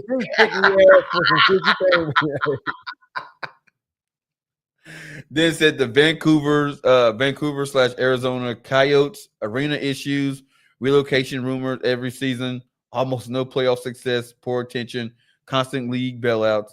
In terms of operation chaos, they might be number 1. Charlotte Hornets. That's a bad one too. Worst winning percentage in NBA history. No deep playoff runs. No superstar retention. Michael Jordan ownership era was rough. There's no historical There's no historically cursed, just historical bad.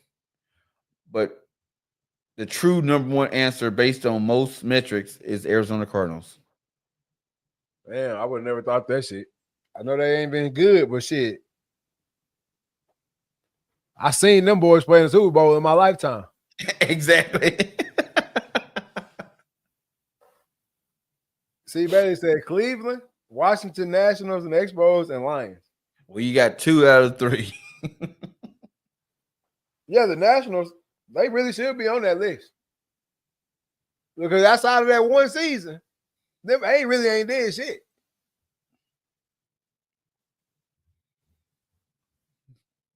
I couldn't tell you shit about basketball.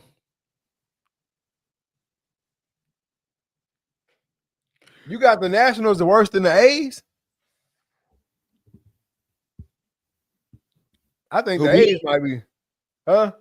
Hell, the A's, man, yeah.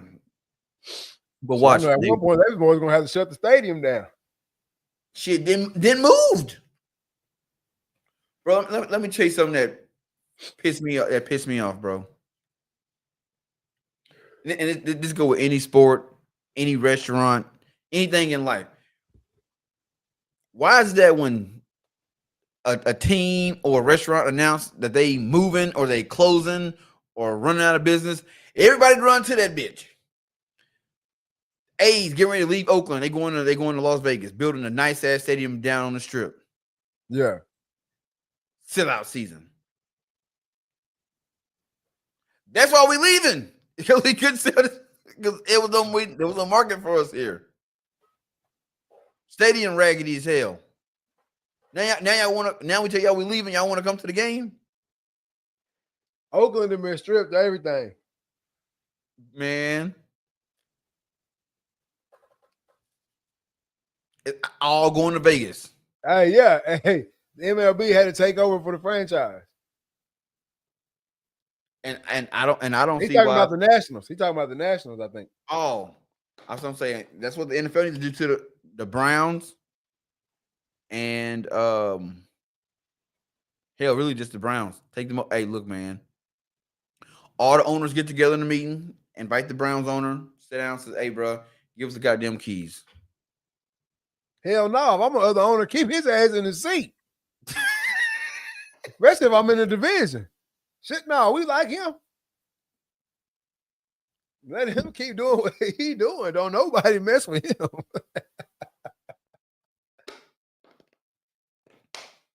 Free dub. We really in a 3-team division because ain't nobody worried about Cleveland at all. But do you think, like, let's just say hypothetically, let's say Cleveland come out next year, ball out, and go to Super Bowl and win that joker? Does it change the narrative of the franchise if they get one under their belt? No, because that means Shedeur the QB next year, and then he go on a stupid ass run, and they win it. It's still gonna look bad in the organization because look at all the dumb shit you went through. Bro, they've had 30 quarterbacks in the modern era. 30. Bro, you got to think about some teams like the Patriots, bro. They had the same subject for like 2 decades. They didn't have 3 in the modern era, and 2 of them was in the past 3-4 years. Hell, and I would say 2 of them are Hall of Famers. Is Bledsoe a Hall of Famer? I have to look that up. I don't think so. No, I know he's not in the Hall of Fame, but did he have Hall of Fame numbers? Hell no, he's been gone so long. We had Hall of Fame numbers. He'd be in there. Hey, Justin Stringfield, you a Patriots guy? Is if he's still around, is Drew Bledsoe a Hall of Famer?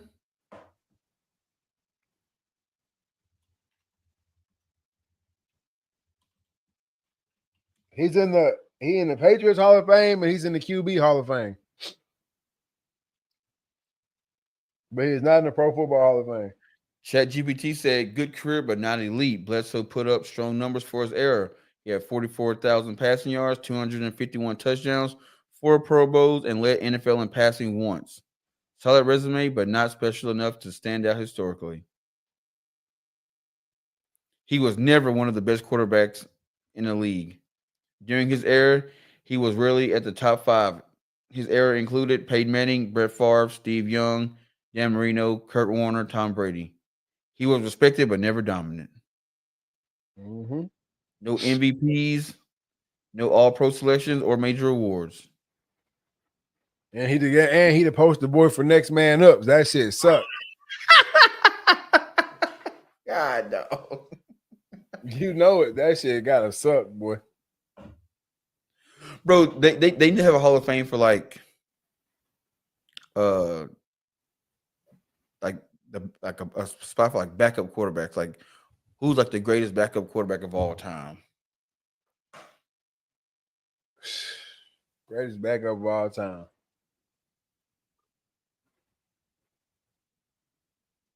Shit, give me my boy Charlie. Shit. I would just Give me my boy Charlie. I know he gonna be here. Welcome. Hey, he gonna be available regardless. I was gonna say John Kitna. John Kitna floated around the NFL forever.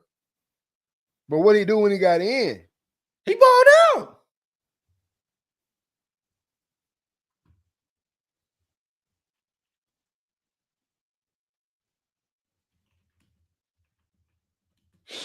You got Ed Morrell. Is considered the greatest backup QB of all time, known for 21 season career. Frequently stepped in for engine starters, most notably with Baltimore Colts in 1968 and the Miami Dolphins in 1972 in their perfect season. Other strong contenders for the title include Tom Brady, Nick Foles, and Steve Young. Yeah, my boy Charlie didn't even make the list. Nope. See, ChatGPT gave me Nick Foles as number one, then Earl Morrell. He's a backup that won a QB. I mean, I won a QB. He's a backup that won a Super Bowl. Yeah.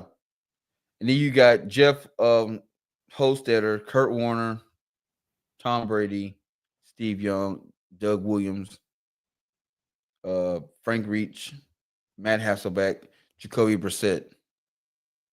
Oh, hey. That boy Jacoby, boy. ChatGPT tweaking because they ain't even mentioned Doug. Who? Doug Flutie. Oh, show did mention Doug Flutie. Nope, did not. Said Chase Daniels. It's an honorable mention. Chase Daniels, Ryan Fitzpatrick, Colin Kaepernick, Casey Keenum, Gardner Minshew, Tyrod Taylor, and Trent Dilfer. Yeah, ChatGPT out of there. They call Casey Keenum the Minneapolis Menace. The reason why they're giving it to the Morale cat, though, is because he stepped in a real crucial season and kept that shit rocking. Oh, he stepped in after Johnny Unitas got his shit messed up. And then they still went undefeated in that hole. And won Super Bowl. No, he won NFL MVP that year. Then when Bob Greasy went down, he helped them stay perfect that season. Yeah. And he played in 3 Super Bowls. Back up. I'm still riding with Charlie, though. Shout out my fellow Harvard grad. Who, Earl? Earl or Jeff Holster? Who the Harvard grad?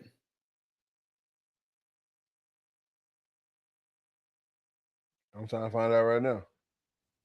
Now, Morale was at Michigan State. So it's got to be Jeff Hostetler. Ryan Fitzpatrick. He went to Harvard? Oh, he's saying Ryan Fitzpatrick. He talking about Ryan Fitzpatrick. That's it. He trying to shout out to my Harvard grad as the best backup. Yeah. But Fitz was better as a starter than he was a backup. Yeah. I don't know. Did Fitz magic come off a backup season or was he starting that season? No, that was backup season with the Jets, wasn't it? Yeah, he was. No, it wasn't not the Jets, was it? No, it wasn't the Jets. What was his magic season? When did the Eagles? It was the Jets, bro. It was the Jets. Jets.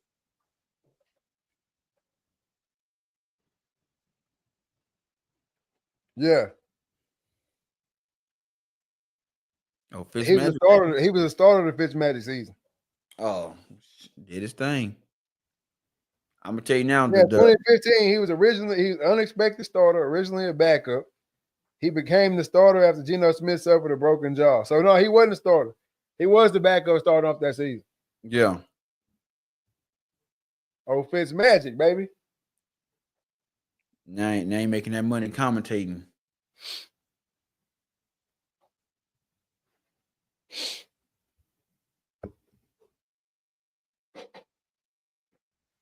How you like the playoff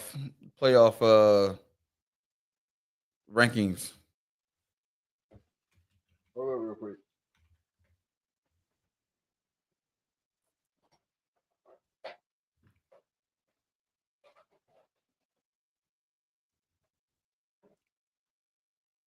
What you switch around? Charger. Oh. I might lose the TikTok here in a second. My iPad might die. But yeah. Who you got? Man. What? So, what you think about the college football playoff rankings? My ponies ain't in it, so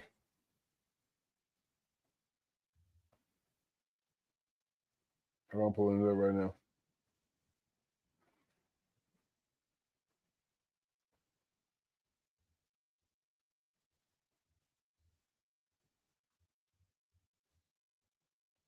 I'm good with them. I'm good with them, man. How Tulane scooting that hoe? Cause they gonna win their conference. Have you watched them play this year? Mm-mm. Bro, they actually pretty damn solid. I hear you on pretty damn solid, but what they gonna do when they get up in them playoffs? I mean, they that solid? I mean, think about this. If you Tulane and you go in and you knock off Texas Tech in that first round, that's a successful season. You won your conference. You knocked off. You got to win in the college playoff because you ain't beating Georgia. Successful season. But now, check this shit out. What does a national championship with Tulane look like? Say Tulane go in there and knock off Georgia and then somehow knock off Ohio State. And now you got Tulane. Oh, his thing died. So say you go in and you knock off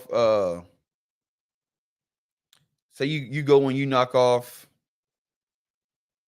Tulane, knock off knock off Tech, knock off Georgia, knock off Ohio State in the semifinals, and you got a Tulane,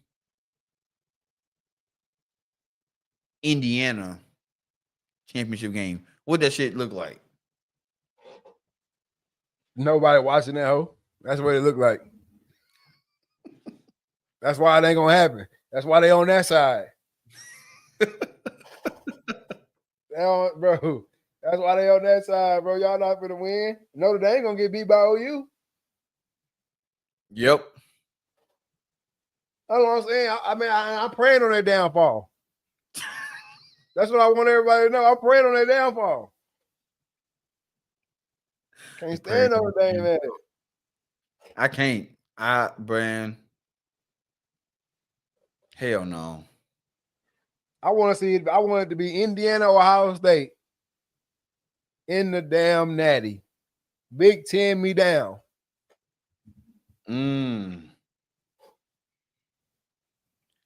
Oregon, that's another team we forgot to talk about, bro. They gone. They are a silent winner. They are a not ready for these other motherfuckers in the playoffs team. No. We already talked about these boys, man. That 165 soaking wet shit don't work. And it's crazy that that's become their identity. Yeah. Because it looked good. Yeah, it looked good in the Pac-12. Man, that shit looked good all season long. Score 50, 60, 40, 30. Them man, that shit look good all year long, bro. Go watch an Oregon highlight. You commit to that hole today. Honestly, bro, I think cats commit because of the jerseys, man. That too now. But Ooh, speaking of jerseys, bro, I was just did you see my midshipman jerseys for the Army Navy game? no, I did not. And, they came with it. I mean, I say they came with it, but we all know that Army will Army always wait till Navy release their jerseys, and then Army still hold my beer. I like the helmet more than I like the jersey. I'll put it that way. I still think the one you got on your wall was the best one we had. Yeah. That's just my opinion. But it ain't bad. Let's check it out. Bruh, until they leave Under Armour, that shit over with. That's why them hoes killing the game back there. Look at the helmet. The helmet's always tough. That uniform trash. I'm not gonna lie. It ain't gonna say it's trash, but it's worse than the shit they've been putting out. Under Armour has no good unis. None. I guess I like it because it's like their tribute to the Constitution. Yeah, I mean the meaning behind it, any military school, the meaning behind the uniform is gonna always boost it. Yeah. The meaning, like even when Air Force dropped, they said, and they photo shoots be hard. I mean, y'all just seen that right there. Yeah. But anytime Air Force drop a uni, the meaning behind it is this paying tribute to some group. You know what I'm saying? Some flight group. It's always gonna hit different. Whenever Army break they shit out, it's paying tribute to one of the branches of the Army. You know what I'm saying? It's Green Beret. It's always gonna hit different with the meaning behind it. But the damn uniform in itself, a lot of times them hoes be lame. Like you could just do so much more. Army dropped theirs. Let's see what Army's talking about. Army's last year was killing shit. That's all I know. Trash. Oh, you ain't even seen it. Shit. I can see it from here. That's trash. It's white. It's just white.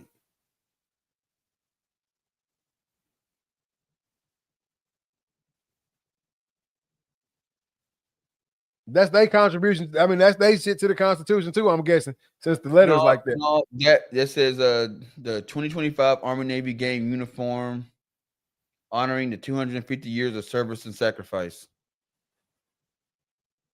That shit on the back look real we the people to me. Yes, it's just because Navy's the same way. It's the 250 years of the Constitution. Yeah, that's what I'm saying. That shit look real we the people to me. I mean, when I saw it, I immediately thought of we the people. That's what I'm saying, bro. Hey, first of all, and then come on, man, we can do better than that. The ones last year was killing that shit. Both teams. You a damn fool, man. What you mean, bro? I'm like, because I know this is exactly what you was thinking. Went through your head. I know for a fact when you. Yeah, everybody thought that when they saw them letters. It shows some we the people shit to me. That shit look real we the people to me on the back of that thing. But nah, there's so much more you can do with the uni. Don't give me no straight, like, bro, give me the uniform look broke in the middle and the American flag back there behind. You know what I'm saying? Like, give me some of that shit.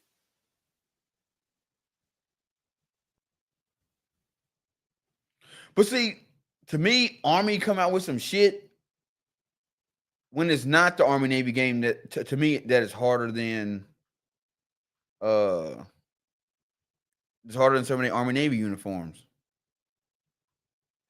Bro, you just got so much to play off of as a military school, so I feel like you can play off of so much camo. You can play off of your school colors better. You can play off anything. You can play off any part. Like this year when they came, the year they came out with this one right here. This was even for the Army Navy game. This was just for the airborne.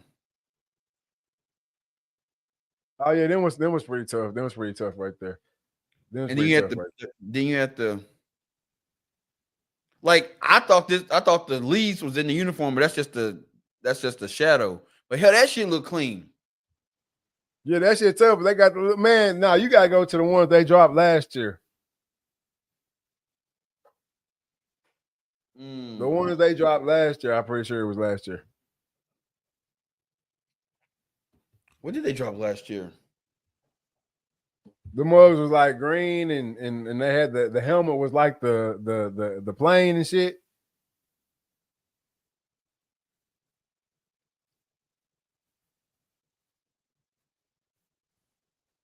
They was green? Oh, this joker here.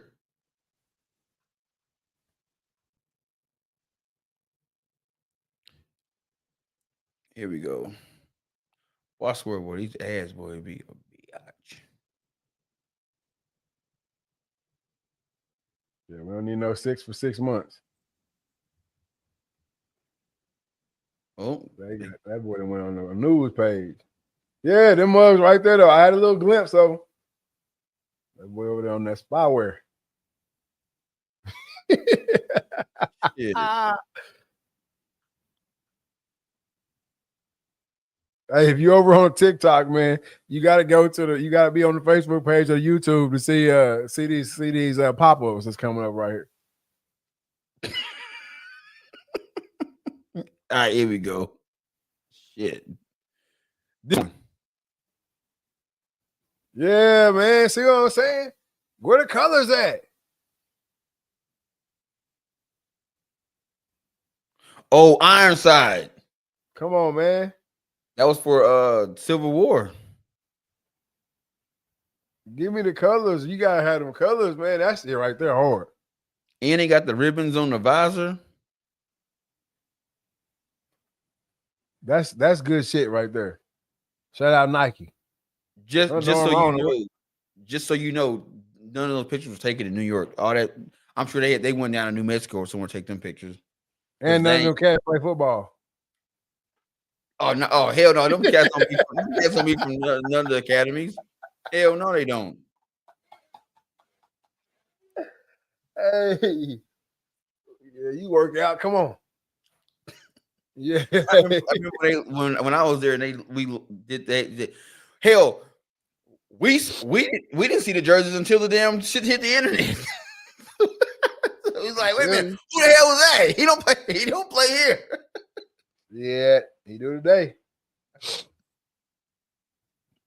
But that shit do be tough, bro. It kind of sucks because like Air Force, like you were service academy, but no one cares when you play Army or Navy. Yeah, that shit is kind of ass on their part.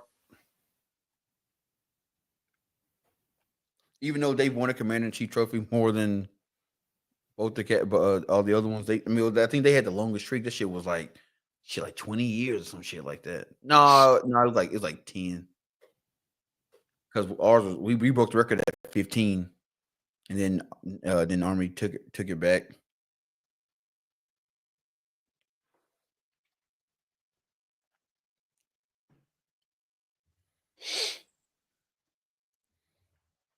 Oh man, I can't believe the season almost over with. I know it, man. It flew by. We wait all year, man, for this football season to get here, and then just fly by. But it's been a good season. It's been a good season this year, man. Both sides, NFL and pro. I mean, NFL and pro, NFL and college. Oh yeah, some people will argue that this is probably like you hear all talk about this year college football better than NFL. No, man, them boys go out there and get their shit swacked 100-0, fucking with them pros. Come on, man. Even Cleveland, bro. Even Cleveland. Could you imagine being a freshman or a sophomore? You got Miles Garrett lined up on your motherfucking outside, or you the QB and you know Miles Garrett lined up over there. This shit over with, bro. Ooh. Because think about it, there ain't nobody on your team that can do shit with him. Hell no. You ain't played long enough. He done forgot more moves than y'all done seen. Think about that shit. Like, bro, that's game time, Texas, bro. That's game time, Texas for them boys. Hey, but did you see the NBA started last night? And LeBron came back, didn't he? The NBA started last night. I don't know what they've been doing all these past couple weeks, but the NBA started last night. You know what I'm saying? The NBA season started last night, baby. Oh, LBJ stepped on the court again. What did he give him? What did he give him? He just gave him 11 and 12. You know what I'm saying? 11 points, 12 assists. Getting our feet wet, you know what I'm saying? Oh, yeah, they did win. He only shot 7 shots. Oh, yeah, they won for sure. He only shot 7 shots last night. Made 4 of them. 2 of them were threes. We'll take it. Yep. We'll take it. First game back. Hey. And I had this conversation earlier, man. Last night wasn't nothing but to show that I can coexist with Luka and Austin. They can still do their thing, and I can coexist. That's all last night was. Then we going for 30 next game.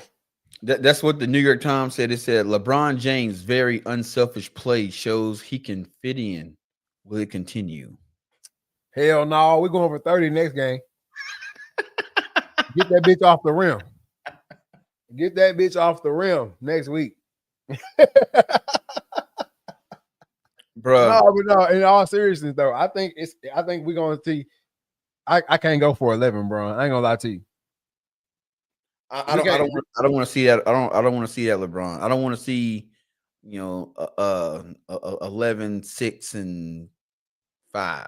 I don't see that shit. It's not gonna be 11, 6, and 5. He got 11. He gonna have double digit assists every time. But take away 6 of them assists and shoot that whole 6 more times. You know what I'm saying? Take away 6 of them assists and shoot the whole 6 more times. But if you go back and watch the game, them hoes were so lovely. Shots? No, them assists. Assists. Man, bro.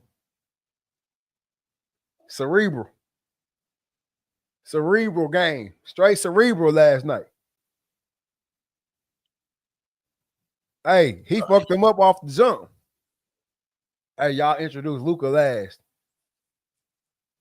Fucked him up off the jump. Yeah. Everybody expected him to come back last night and make last night all about him. Now y'all go ahead and introduce Luka last. I'm telling you, man. He passing the torch off. Hey, speaking of GOATs, bro, the more I watch in pro sports, that movie Him, I believe that shit. I still ain't seen it, bro. I believe that shit. I ain't gonna take, bro. Oh my man. People talk, bro. The people that I hear talk shit about that movie, they never played sports before, so they don't understand a lot of the shit that went on in there. Yeah. If you play sports, Marlon Wayne's character and the quarterback, bro, everything that they saying back and forth, you understand all that shit. My iPad just died, by the way. Oh, I think you're gonna have to wait and go back in and cut it live, because if not, it's just gonna say live pause. It ain't kick me off. I'm still live. I guess if I get out of it, then it'll go.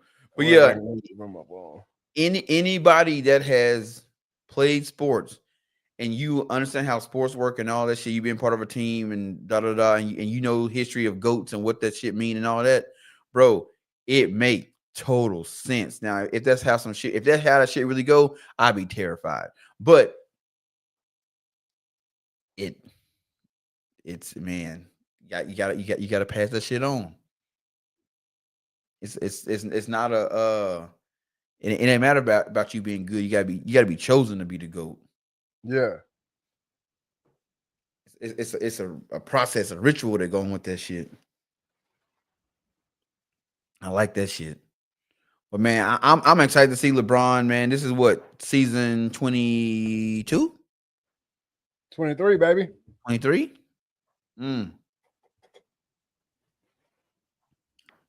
Hey, people, oh man, he break out the record because he got longevity. One, y'all gotta realize he came in when he was 17 years old. Yeah. He was 17. Your GOAT came in at 23, 24 years old. Bro, I ain't trying to hear shit about the longevity because before Bron did it, you was getting credit for staying longer. Yep. So I'm not trying to hear that longevity. I'm not even arguing with nobody about Bron this year. The shit is settled. The shit is settled, bro. Unless you really just got hate in your heart or you can't let go of who you loved when you was younger, the shit is right there in front of your face, man. Yep. 6-0 in the finals. Well, did he play 6 years? GOAT James, nigga.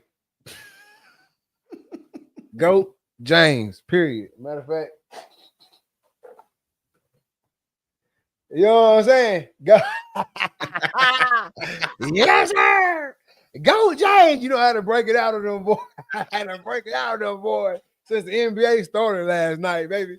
Hey, GOAT James, baby. Hey, you sipped it? Hell no. You think it's getting opened up? Shit no. Hey man, we got to find a way to get us and LeBron in the same room and get him to sign that joker. If this shit gets signed right here, boy, you will get your neck broke trying to grab this thing. I'll tell you that right now. Boy, sir, will you be checking the bag? No, I ain't checking shit. Just going on the plane with me. Come on, man. Boy, hey. I don't even know if I get in trouble for putting that alcohol up there, but hey. Hey. I don't think it's just like a box. Go James, baby. I don't even drink Henny. Hey, go James, baby.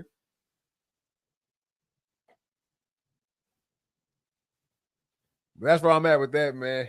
You gotta love it. It's a crazy time in sports right now, bro. I'm loving every bit of it. Season's coming to, we getting to that nitty gritty right here, man. We're getting to that playoff time. We're getting to that time where anything can happen. Every loss is pivotal. You know what I'm saying? Like, it's some teams right now, like Ohio State can't afford to lose one right now. Nope. Yeah, they can. They can, but they can't. They can't. Anybody that got left is gonna knock them. It's gonna knock them back.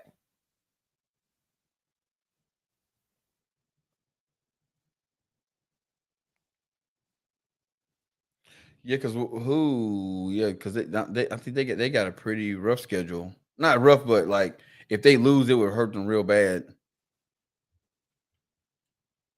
Oh, not really. Oh, yeah, really, because Michigan is trash too. Yep. And see, and that's a game they could lose. Because a rivalry. A rivalry game. Having that whole last is crazy. But they so damn good, man. I don't see them losing them. But if they just say they went Rutgers, Michigan, they'd be out. Yep. Damn, I didn't know they blanked Wisconsin. Trash ass boys. They blanked Grant. Well, they blanked Grambling. Oh, speaking of Grambling, bro, they didn't already ended the HBCU game day. It's over with. Because you see the fight, didn't you? No.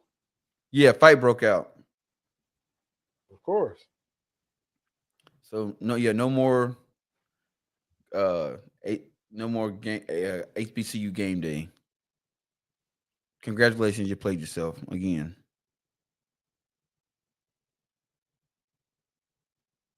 You knew it was coming though. Had them folks out there and y'all out there fighting. Man, what's up, man? But no, this is my favorite time of the season right here because you will see some upsets in these next couple of weeks. Oh, hell yeah, for sure. It's coming. You know what I'm saying? You will see some upsets, especially coming out of the SEC right now because you got some teams that still got to play each other. Where do you think the upset gonna come from?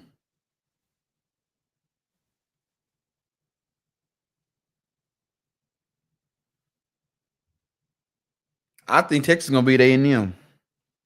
I said that shit a long time ago, but I don't really believe it no more. I really don't even believe it no more. Arkansas can upset Texas, which it really won't matter at this point. Yeah, Texas is already out anyway. That'd be a pride. At Georgia Tech.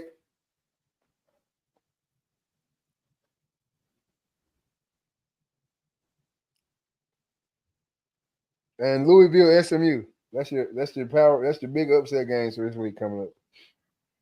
Okay.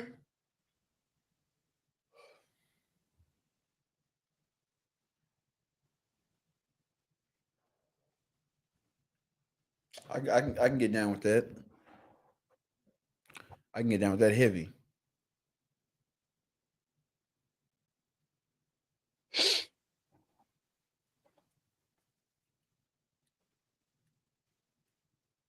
They still got. Yeah, Texas got a chance to get back, crawl back in that bit. They knock off Georgia.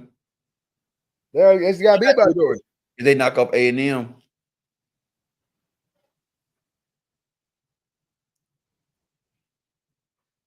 They got to knock off A&M and then have a bunch of people lose.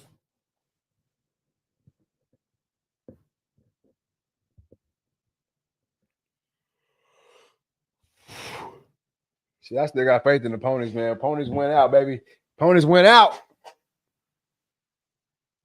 Knock off Tulane in the championship. Ponies went out, baby. We in that hoe.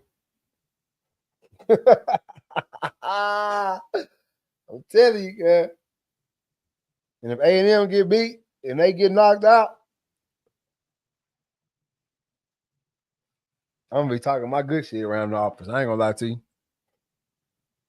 Man. Hey, you know what time it is, man. It's my favorite part of the show. I gotta have my mental health checks, man. I gotta know how you doing 1 through 10. Personally, what's going on with you? Physically, are you taking care of yourself? And business-wise, what you got coming up next? All right, man. Personally, man, just getting ready for the holidays and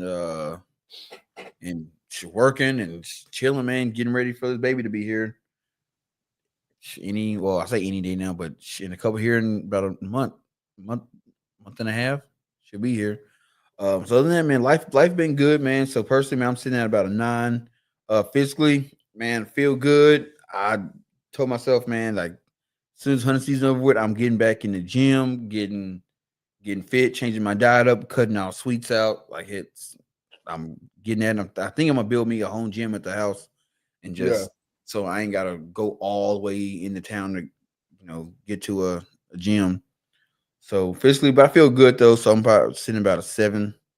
And then business wise, man, normally this time of year, bro, I'm like I said, I'm running the podcast, but over the last couple of weeks, man, I've been guest on several different podcasts, man. Just love it getting on other people's platforms and talking and and get introduced to their fans. You know what I'm saying? And I'm seeing the benefit of it now. I'm seeing numbers go up, seeing followers go up. People, hey man, I'm just not finding your content. This is dope. And I'm going back and listening. I'm seeing old shows, you know what I'm saying, from 2 years ago, starting to get, a boost in views. All the new shows getting a boost in views. So loving that, man. Started planning for the bowl draft this year. Shout out to Rick Park, man. He's gonna help me get a bunch of gear together and get it going. The structure this year is gonna be very dope, man. I cannot wait to do that, and it's gonna be super dope. And of course it's hunting season. So business wise, man, I'm sitting at about a 9. Heck yeah, man. For myself personally, everything is everything, man. Knocking on that tree, same spot, one day at a time, man. Just keep being, stacking days on top of each other. Everybody happy, everybody healthy, man. So it's all good in that department. Gotta say a 7 or 8 in that department, man.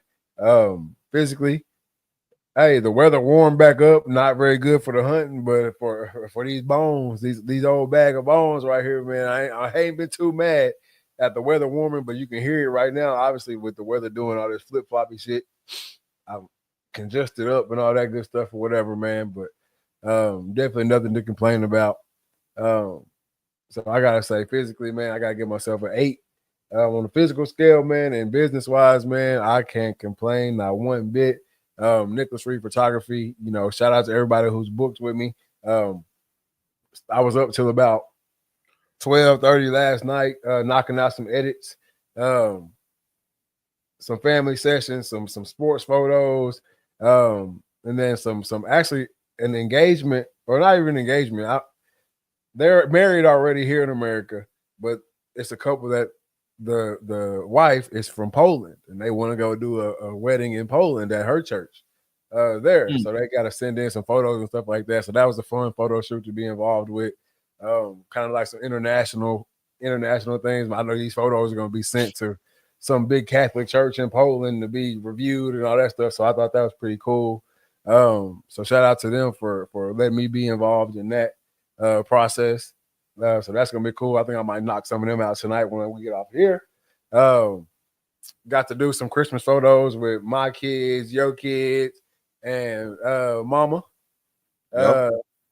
last weekend. So anytime you get to do some photo shoots like that, it's always good. It's always cool little thing. Something you can look back on and everybody know, you're the one that did those photos. So that was cool, man. But anybody who's booked, man, I'm loving it. The Christmas setup is fully set up. So if you're looking for Christmas photos, just hop in the inbox, Nicholas Reed Photography, and we'll get you set up, man. But everything is everything.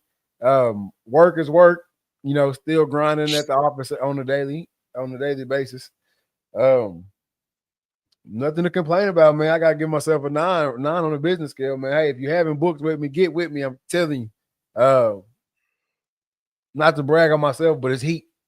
It's heat. It's fire. It's fire over here, man. So anything photos needed, let me know. Video work, let me know. And see if we can pencil you in that schedule, man. So I gotta say 9, maybe even 10 right now on the business scale. But you got any last words for the people before we get out of here? Yeah, I got 2. I got 1. Man, be grateful and thankful for what you got, because I can tell you now, there are people out there who they going through it right now. Yeah. So, you might think you having, you're in a bad situation. Just know that somebody out there that's got that shit worse. And then 2, we say this every year around this time. If there is something that you wanted to do this year that you never got around to it, start planning now. That way, January 1st, you can hit the ground running, and you're not, I'm going to start it on New Year's. Has she already gone? So the years pass. I got homeboys. They're going to hear this, and then they're going to know I'm talking about them. The shit you was trying to do, you've been talking about doing all year long. We were talking about it in January. And then we was talking about it in February, March, April, May, June, July, August, September, October. It is now November, and you still ain't do the shit you said you was going to do in January. Start that shit in 2026. No doubt, man. You got to get it. We fourth quarter. It's fourth quarter, baby. It's fourth quarter for 2025. We here now. You know what I'm saying? We here now.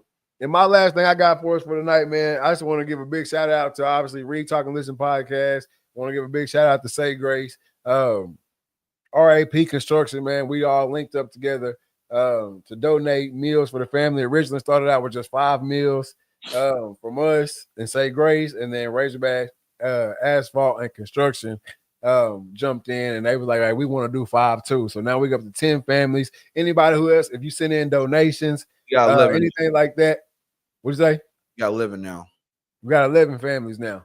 So yeah, if anybody who sent in donations, joined in on the calls, went to the grocery store, whatever it is, man. We appreciate it. It's gonna do a lot of good in the community this year. I know it's just 11 families, but if everybody grabbed 11, man, we could feed a whole lot, right? Yep. And it's been a great experience. It's been fun. I can't wait to see the people's faces when we deliver the food to them this weekend or next weekend or this weekend. This weekend, Sunday. I can't wait to see the looks on their faces, man. I can't wait to drop the videos and everything like that we've been compiling through this whole thing. Everybody can't do everything, but everybody can do something, right? You might not be able to fix the entire problem, man, but you can definitely carve out your little space and do what you need to do, man. So that's going to be 11 families who may or may not have gotten a Thanksgiving meal, especially probably not a meal of this caliber on Thanksgiving, man. So just to be able to take that stress off their back for that one day and just give them a little bit of relief and some time to spend with their family. It's a warming feeling, man. It's great. I'm loving it. I love the response we got from it this year. This is not our first year doing this. So I love the response that we got from it this year, man. People just jumping in and wanting to help and wanting to be a part of it. That's the type of shit I like. So shout out to everybody who's pitched in, whether it be time, a donation, whatever it might be, man. We appreciate y'all. And we're gonna keep this thing rolling. Hopefully, y'all get back involved next year. And next year we can bump it up to 21 families. Or however many families we can get, man. I told Mama 100. 100 families next year? Yep. Yeah, hey, well, any sponsors watching this show, man, make sure y'all hop in the chat and let us know. Let us know. So yeah, I told myself, I think we can do 100 families next year. But I just that's wishful thinking because like this is not funded. Like we ain't no 501 or nothing like that. We 501(c)(3). 501(c)(3). You ain't none of that. It's just a family that's just trying to help out. But I made the phone calls to these families. I can tell you now. When I told them that their Thanksgiving meal was taken care of, you could hear the relief in their voice. Yeah, like I can hear like there was. It didn't take but the second call, and I was in the car crying, like just listening to these people telling me their story. So I can tell you now that the families that we're taking care of, they are very grateful for it, and I'm glad that we're able to be in a position where we can help them out. But yeah, I told Mom, was like, yeah, she was like, next year, we might be able to do 20. We was just talking about like how can we set it up where next year we can have more funds available to do it. And I'm like, man, if we all just start, putting a little back every month all year long, I said, I think we can do 100 families. I did the math, and I know what I think 100 families. Now that's going to take a lot of manpower. Yeah. Take a whole lot of manpower. But I feel like if we told people we got 100 families we helping out, I'm sure people will come out to work to help. No doubt, man. Yeah, I think we just feed as many as we can until we can't feed no more. But I can't wait to do that Sunday, man. I can't wait to get out there and get in the community. And like I said, just see the looks on their faces when we present them with their Thanksgiving meal. And then also present them with an opportunity to have a family event, man. Yeah. It's a different day and age in 2025 where families aren't getting together, and it's always a reason, right? And not being able to provide a big Thanksgiving meal is another reason for a family somewhere out there not to get together. So to be able to provide that meal and provide them an opportunity to bring that whole family together, man, it's huge because to us that's a normal Sunday, right? So shout out to everybody again. Like I said, man, Razorback, Asphalt, and Construction, man. Say Grace, Read Talk Listen podcast. Anybody who sent in donations, man, we really appreciate it. From the bottom of our hearts, man. And if you got some little kids, man, and you got and your family's fortunate, hey, go out and help.